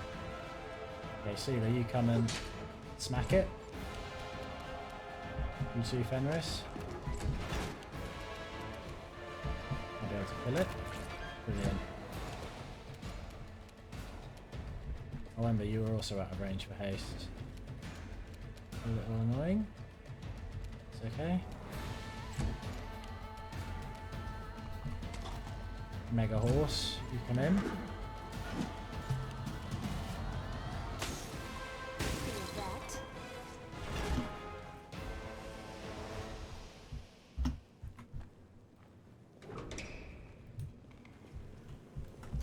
big is this? Oh, it's not going to be huge, is it? This looks like the Ivory Sanctum. Okay, we've got traps scattered around. Might be trap, might be treasure. Disarm this one, Warjiff. This is my kind of work. Then that one.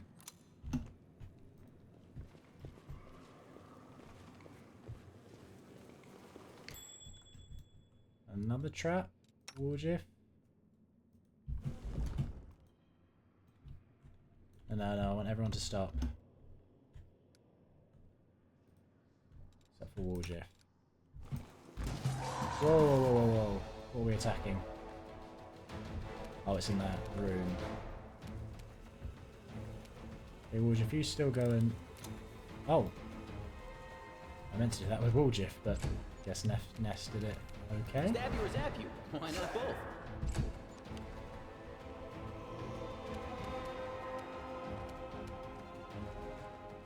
Get right in the middle of them, Seelah.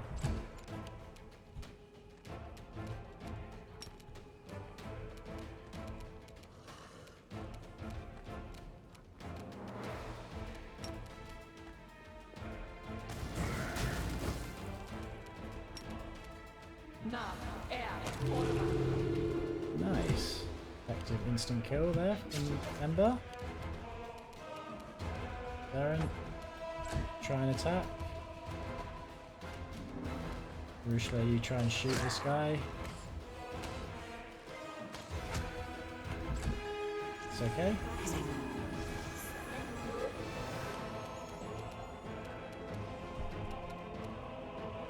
Oh, you converted, you angered Ember's summon.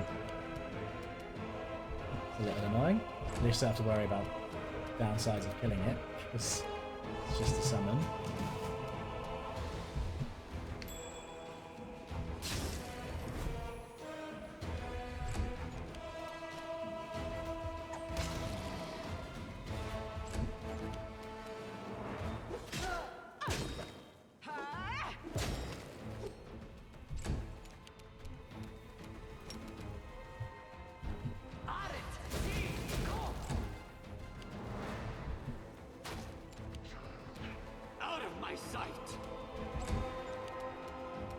Desna, guide my hand. Oh, what's in here? Standard loot. Nothing special, it seems. Nothing for perception checks. Let's keep looking around.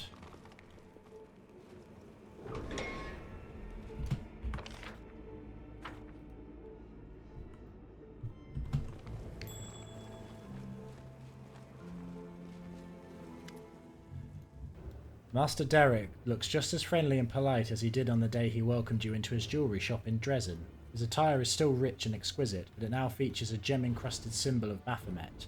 A grotesque shadow hovers beside him, a demon, perhaps the same one that stole the jewellery at Elan's wedding.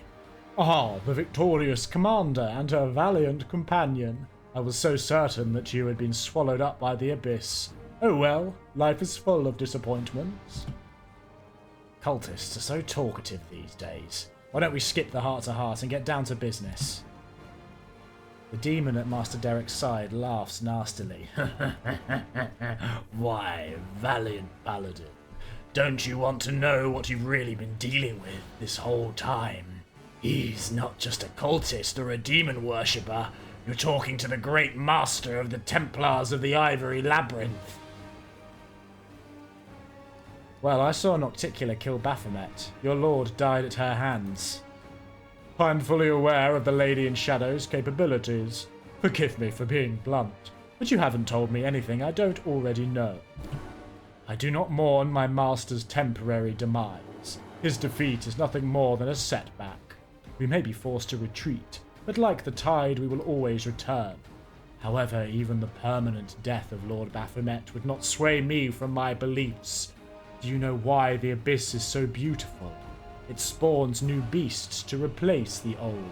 It sustains itself in an endless cycle. The unchanging sum of chaos and evil. It will never cease to exist. His voice is a mixture of zeal and admiration. If Lord Baphomet meets his end, I will simply find myself a new master. I have some questions for you, Grandmaster. You can ask whatever you'd like, and I might even answer, but you don't need to address me by my title. Though it sounds formidable, it is purely honorary, and places no obligations upon me, which suits me perfectly. So you were the one who led the Templars of the Ivory Labyrinth into battle? You might be surprised, you might find this surprising, but no, that was not my role. The dwarf speaks with surprising candor. Demon generals like Jerebeth and Minago have rendered my services unnecessary. They are the ones who lead the troops in the Worldwound. I realized that I could not compete with them, and so I moved away from military operations and began to focus on my own intrigues, and it is thanks to those schemes that our paths have collided. Why were you stealing souls? Isn't the answer obvious? I wanted to spread terror throughout the city, and I could use the souls as leverage to coerce people into doing my bidding. I spent years developing a reputation amongst Mendevi in high society. Everyone knew who I was, and my work was in high demand. Then slowly, with the most surgical precision, I distributed the demonic jewelry.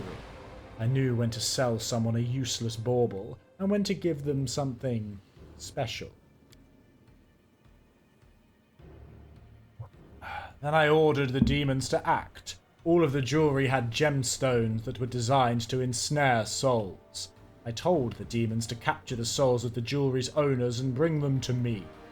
All across Mendev, dozens of mortals were suddenly trapped. All their friends and loved ones were left alone with their grief. They held the lifeless bodies of their children or their beloved and clung to the hope that maybe, someday, there would be a way to bring them back. And that's when I struck. I threatened, coerced, I offered hope. I did everything I could to tear down your crusade from the inside. If you had stayed in the abyss a little longer, even a couple of months would have sufficed. You would have had an altogether different welcome waiting for you. You would have returned to find Mendev engulfed in civil war. I've met all kinds of monsters, but none of them have been this full of themselves. Oh, brave, brave paladin. Master Derek's voice is kind, almost sympathetic. You know so little of this world, and understand even less. Who is that demon standing next to you? The demon cackles gleefully. You don't know me, but I know you. We've met several times, except I was controlling the body of your friend, the nimble but empty-headed Curl. How did Seelah, Curl, and the others get involved in all this? It was all the result of a rather absurd series of coincidences. It started when a certain knight, burning with love and passion, came to buy a ring for his bride-to-be. He was willing to pay quite an exorbitant sum. Now, I don't normally waste my time with mundane, ordinary folk. However, his ardour and the strength of his love, along with the fact that he was one of Iomede's nauseatingly righteous lackeys, made him irresistible. So I decided to craft him a ring with a demon inside. I took great pleasure in the thought that someday he would realize he had given a deadly gift to the person he loved most. He would have to live with the knowledge that he had doomed his beloved bride to a terrible fate. Well, thank you for the valuable life lesson. I can assure you that this nauseatingly righteous knight has taken it to heart. I thought you were a master at intrigue, cold-blooded and cunning. But you're not clever or cunning, you're just cruel. There's nothing special about your schemes. They're just an excuse to hurt people. The more you talk, the more I want to kill you. Every word you say brings you closer to your inevitable demise. But I haven't even told you the best part, brave paladin. The most ridiculous coincidence of all was the halfling Curl. Did you know my Templars recruited him? He's been our informant for a long time. You're lying. Not at all. The Condemned provided an endless supply of recruits. They're easy targets. What they lack in quality, they make up for in quantity. We recruited Curl when we were preparing for the attack on Canabris. If it's any consolation, the fool quickly grew disenchanted with Baphomet's cause. He refused to spy for us, but we gave him a good scare and he gave up. We barely had to torture him at all. He continued to spy for us, but he dreamed of escape. He clung to the hope that someday he could run away, not just from us, but from the Crusades as well. He wanted to go far, far away, where no one would ever find him. Then one day, by complete chance, he found out about the ring that Master Derek gave to the foolish knight Elan.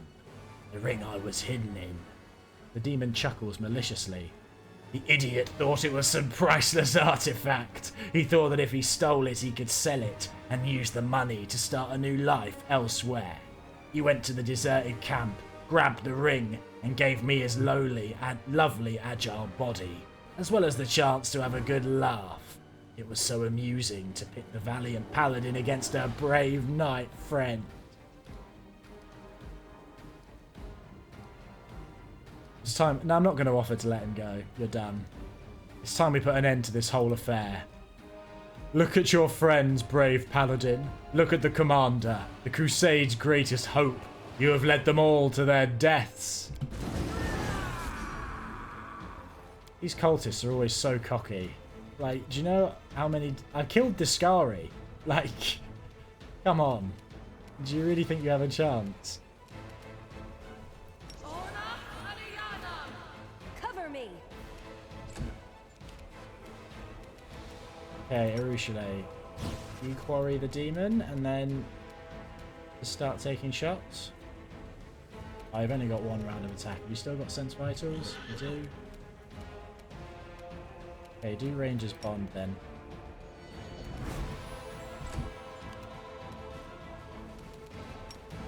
Warjiff, make sure we all have haste.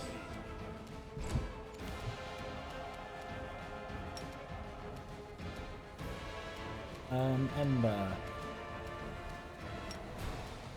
Do Phantasmal Killer on the Lilitu. See if you can kill it. No, not quite. Do a Hellfire Ray then.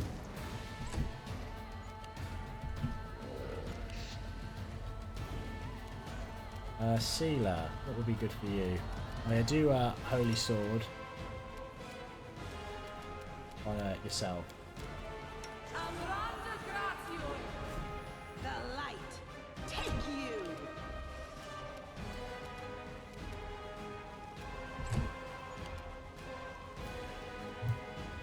Then she can go and occupy that Lilitu's attention. Give us prayer, Darren. And then a quickened Shield of Law.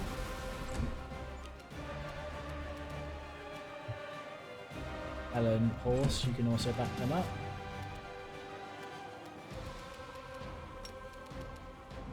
Right, do a Force Punch attack on Derek Sunhammer.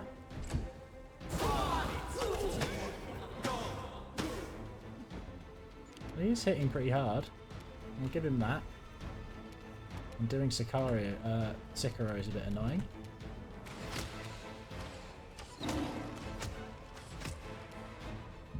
You can take out the demon, Warjiff.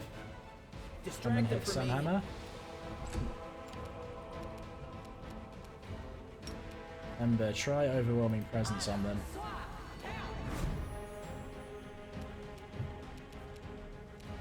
And then Hellfire Ray.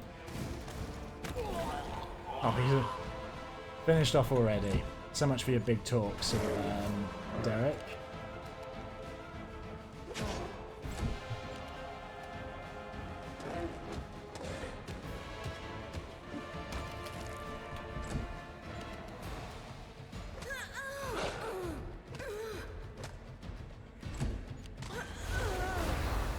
You really stood no chance. Master Derek Sunhammer is gravely wounded, but he does not lose his composure. He remains calm and dignified in the face of death. It seems I have made a mistake. I should not have fought you. Still, I do not regret taking the risk. He turns to Seelah and there's a malevolent gleam in his eyes. You may have the commander by your side, but look at yourself, Paladin. Look at those you've taken under your wing. Derek's mouth twists into an unpleasant smile. Your friends are a thief, a coward, and a stubborn oaf. You couldn't unite them or inspire them to great deeds. On the contrary, you made everything worse. Yet here you are now, blaming me for everything that's happened, as if it is all my fault. It clearly is. You did everything. Somehow, I am responsible for all your woes. My evil plans and schemes have ruined your lives. You believe that if you can just rid the world of evil people like me, it will become a paradise. Life will be fair and just, and everyone will be together, joined in the bonds of friendship. He bursts into wheezing laughter, and then falls silent forever. Seelah stares at Derek's lifeless body. She is breathing heavily, but you can't tell if it's from the intensity of the battle or if she's simply overwhelmed with emotion. Is it over? Have we removed the evil? Why, what cultist scum? Even on death's door, he's still spewing venom. Jana pauses as if she's had a sudden revelation. Wait, we won, right? We've completed our mission. Her eyes light up with excitement, and an incredulous smile spreads across her lips. It doesn't matter. He tried to poison our souls, but his words mean nothing. He has lost. Commander, Seelah, I spoke harshly to you before. I said things that I regret. But I should never have doubted you. This victory would not have been possible without your help. Seelah listens to all of this in silence. Then she turns to you and there's a question in her eyes. Don't pay attention to him. He's a cultist. Why would you believe a word he says? Seelah smiles grimly. Yeah, you're right. We'll discuss this later.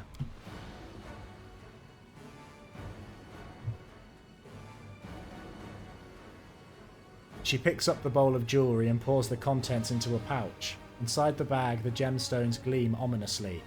We have the souls. I'll keep them with me until we reach Dresden. Let's go, Nest. I don't want to stay here any longer. I mean, we are going to stay here a bit longer. Sorry, Seelah. We have looting to do. Oh, jeweler's notes. Calcesony is a gem that is often overlooked. Its colour evokes the pale blue hues of deep snow, much like the warm yellow glint of amber brings to mind the fiery leaves of autumn. A skilled jeweller understands the seasonal qualities of these colours, but does not shy away from rearranging them. Why not start the year with winter, and then move to autumn? And why shouldn't autumn follow into spring? Summer can be the last season, the one that reverses the flow of time.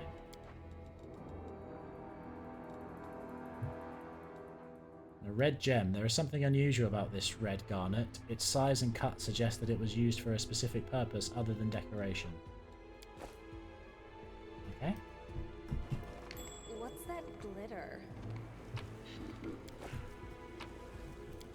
That's easy.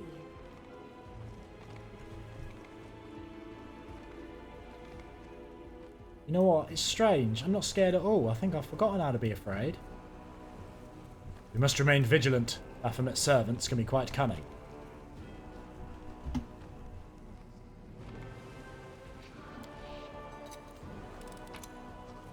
We'll just loot this place and head off. I guess we'll have to actually go to Dresden and deliver the crystals, won't we? Okay, we'll go check out what's in the other direction from where we set off. There was a trap that way.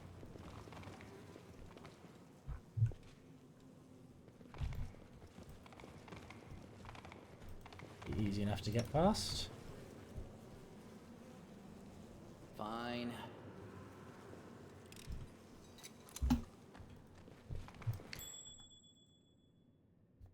Just go there. Warjiff. Deal with this.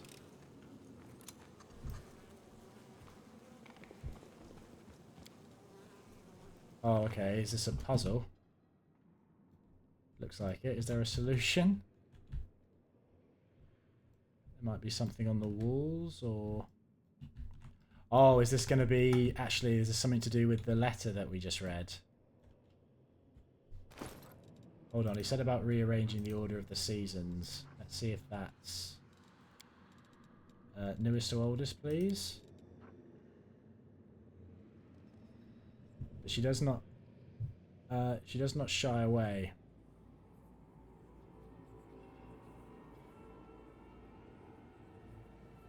Okay, yeah, so blue is winter. Yellow is autumn. I guess green is spring and red summer. Why not start the year with winter, then move to autumn? And why shouldn't autumn flow into spring and summer be the last? Okay, winter, autumn, spring, summer. Okay, so blue, yellow, green, red. Is that it? Yeah, that was it. First try, nice. So much more satisfying when the puzzles aren't just incredibly obtuse, but they give you clues to how to do it. Oh. Hello. If you're reading this note, I must be dead. And even in death, I have lured you into my trap. Greed is a sure path to the grave.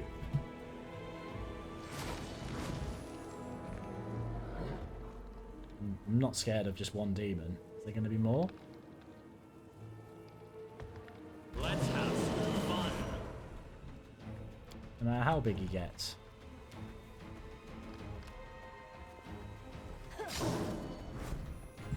Oh, there's more than one apparently.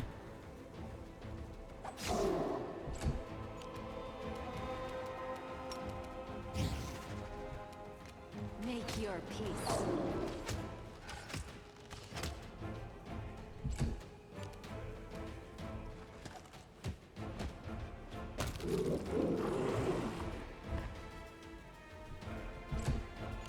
Where are these other two demons? Just that side. In that case, Seelah, you go and block them.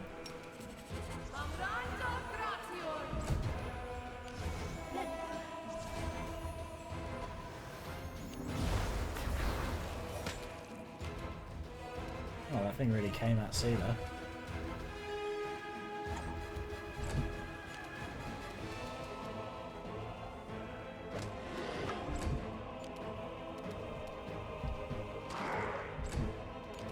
You know what?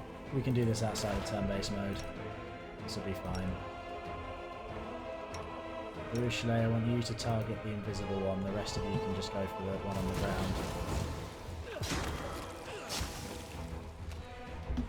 ground. Easy. Some trap, eh?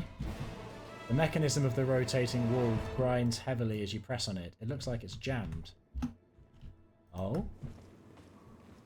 There's a rotating wall. Is there a way for us to unjam it?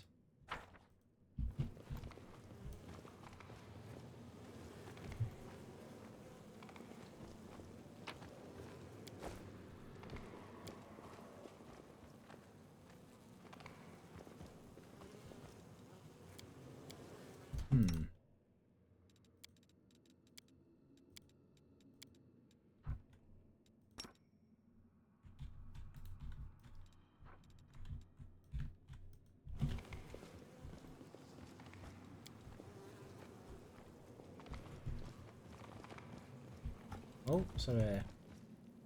The mirror has no magic aura, but it obviously hangs here for some reason.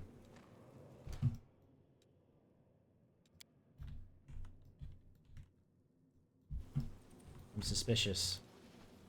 What's going on here?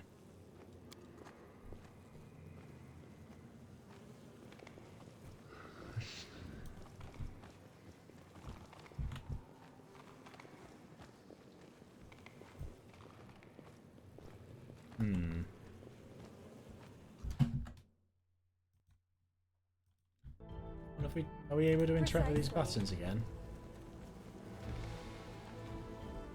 No.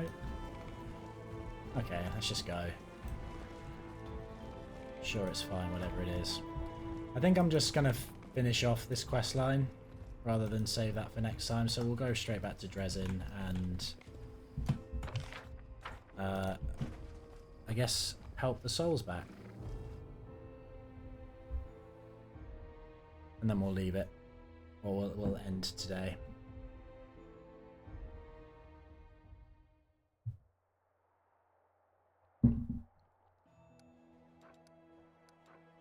Then we can come back here with Darren and do his quest.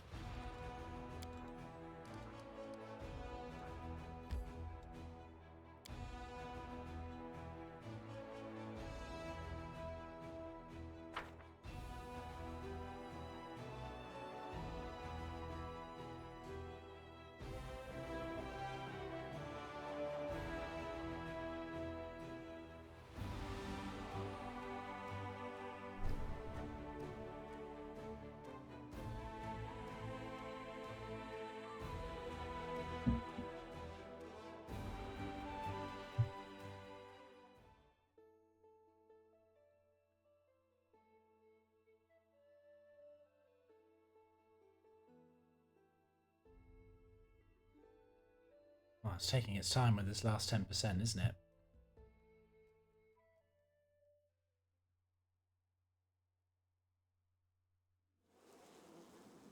Oh, we're straight here anyway. Seelah sits quietly with her hands clasped together. She sighs softly and there's a faraway look in her eyes. You can see from her troubled expression that something is bothering her. There you are, Nest. I'm just here, you know, waiting. Arisone is going to unite the souls and the bodies. Just a little longer. We can put all of this behind us. She falls silent and looks down at her hands despondently. And what's bothering you? Ugh, where do I even start? There's a lot on my mind. But hey, Nest, there's something I have to ask. All of these souls will be returned to their bodies soon, and that means Curl will be free. What if it's confirmed that he really did work with the cultists? What will you do to him?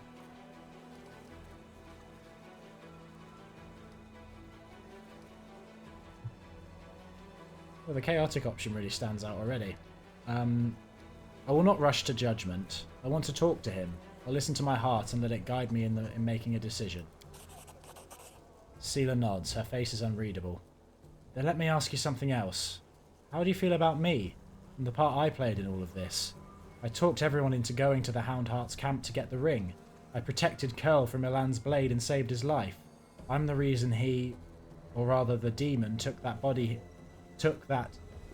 his body, got away. It's my fault that we didn't find out about the jewelry being dangerous. We could have prevented the theft of so many other souls if it hadn't been for me. Jana found the strength to change. She didn't break. She became a better person. To be honest, I've never seen her more proud and confident than when we defeated Sunhammer.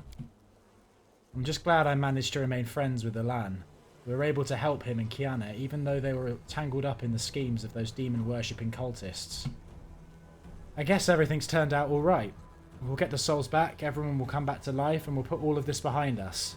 When I took my oath as a paladin, I swore to guard the honour of my fellows, have faith in them, and learn the weight of my sword. And I've done these things. So maybe I should stop worrying about what Sunhammer told me before his death. He was just being spiteful, right? His words were full of poison, not truth. Seelah falls silent, then turns to you. So, what is the weight of my sword? Only idiots think they are infallible. I may not be the smartest person in the room, but I hope I have at least some measure of self-awareness. I need to reflect on everything I've done, and what kind of person I've become.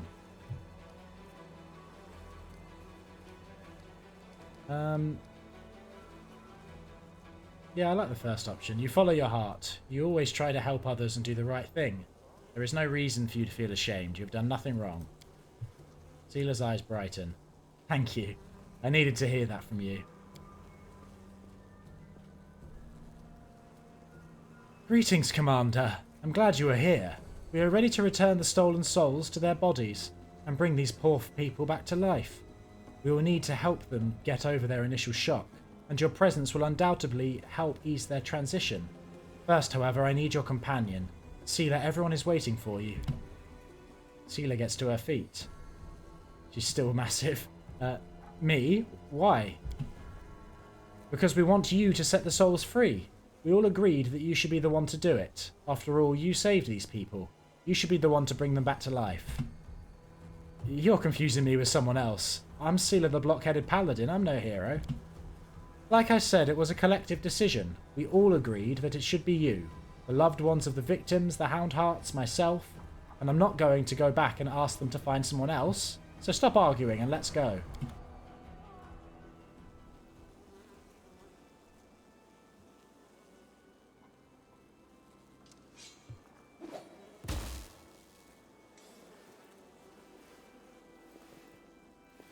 I was about to ask why has that guy got wings, and I remembered they were at a wedding party, weren't they? They were in fancy dress. Oh. I guess we can talk to all the people.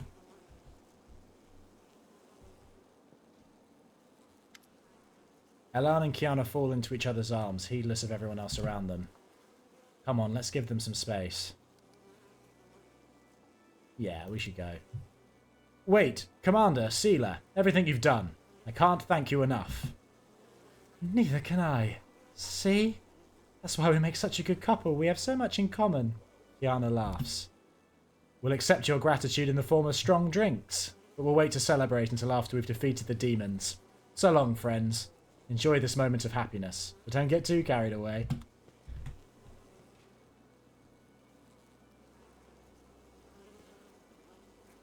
I know the demons are the embodiment of evil, but stealing a dog's soul? That's going too far.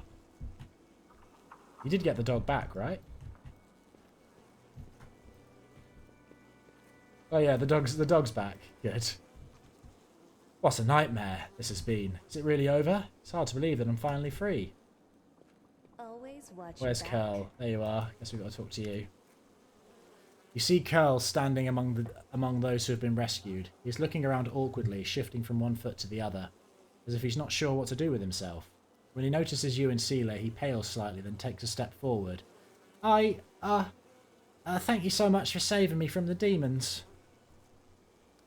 I want to hear your side of the story, but you need to tell me the truth. Curl bows his head. Alright, I'll tell you. I met this guy before the attack on Canabris. He said he felt sorry for me. We talked about the condemned and about how awful the Crusaders were to me. He told me that I should take matters into my own hands, that I should be my own master and decide my own fate. When the demons attacked Canabris and the city fell into chaos, he found me again.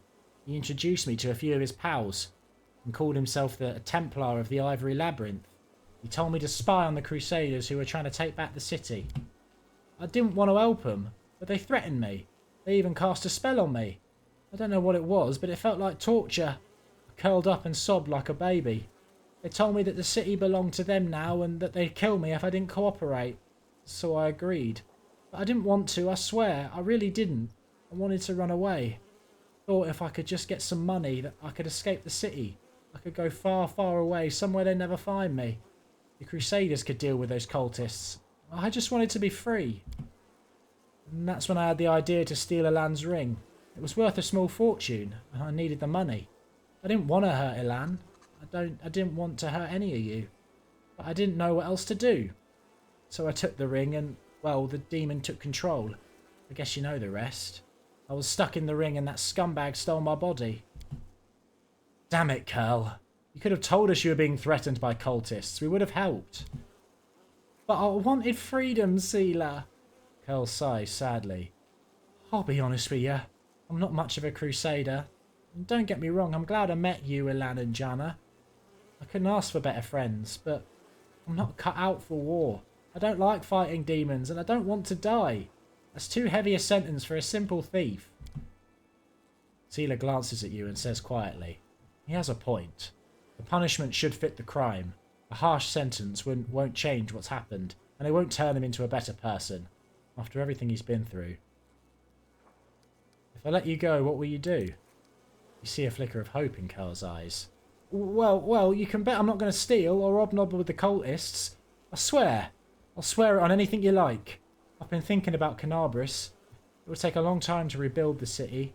And I'm sure they could use an extra pair of hands. I could be a labourer until I learn an honest trade. Yeah, I think you've been punished enough. I'm granting you a full pardon. You're free to go. Curl looks at you suspiciously. Really? I mean, is that the honest truth?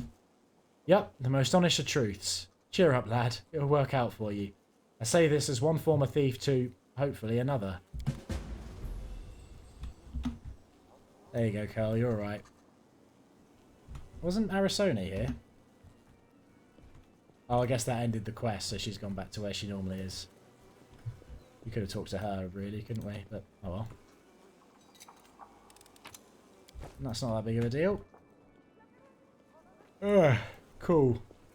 Well, I'm going to leave it there then. Thank you for watching.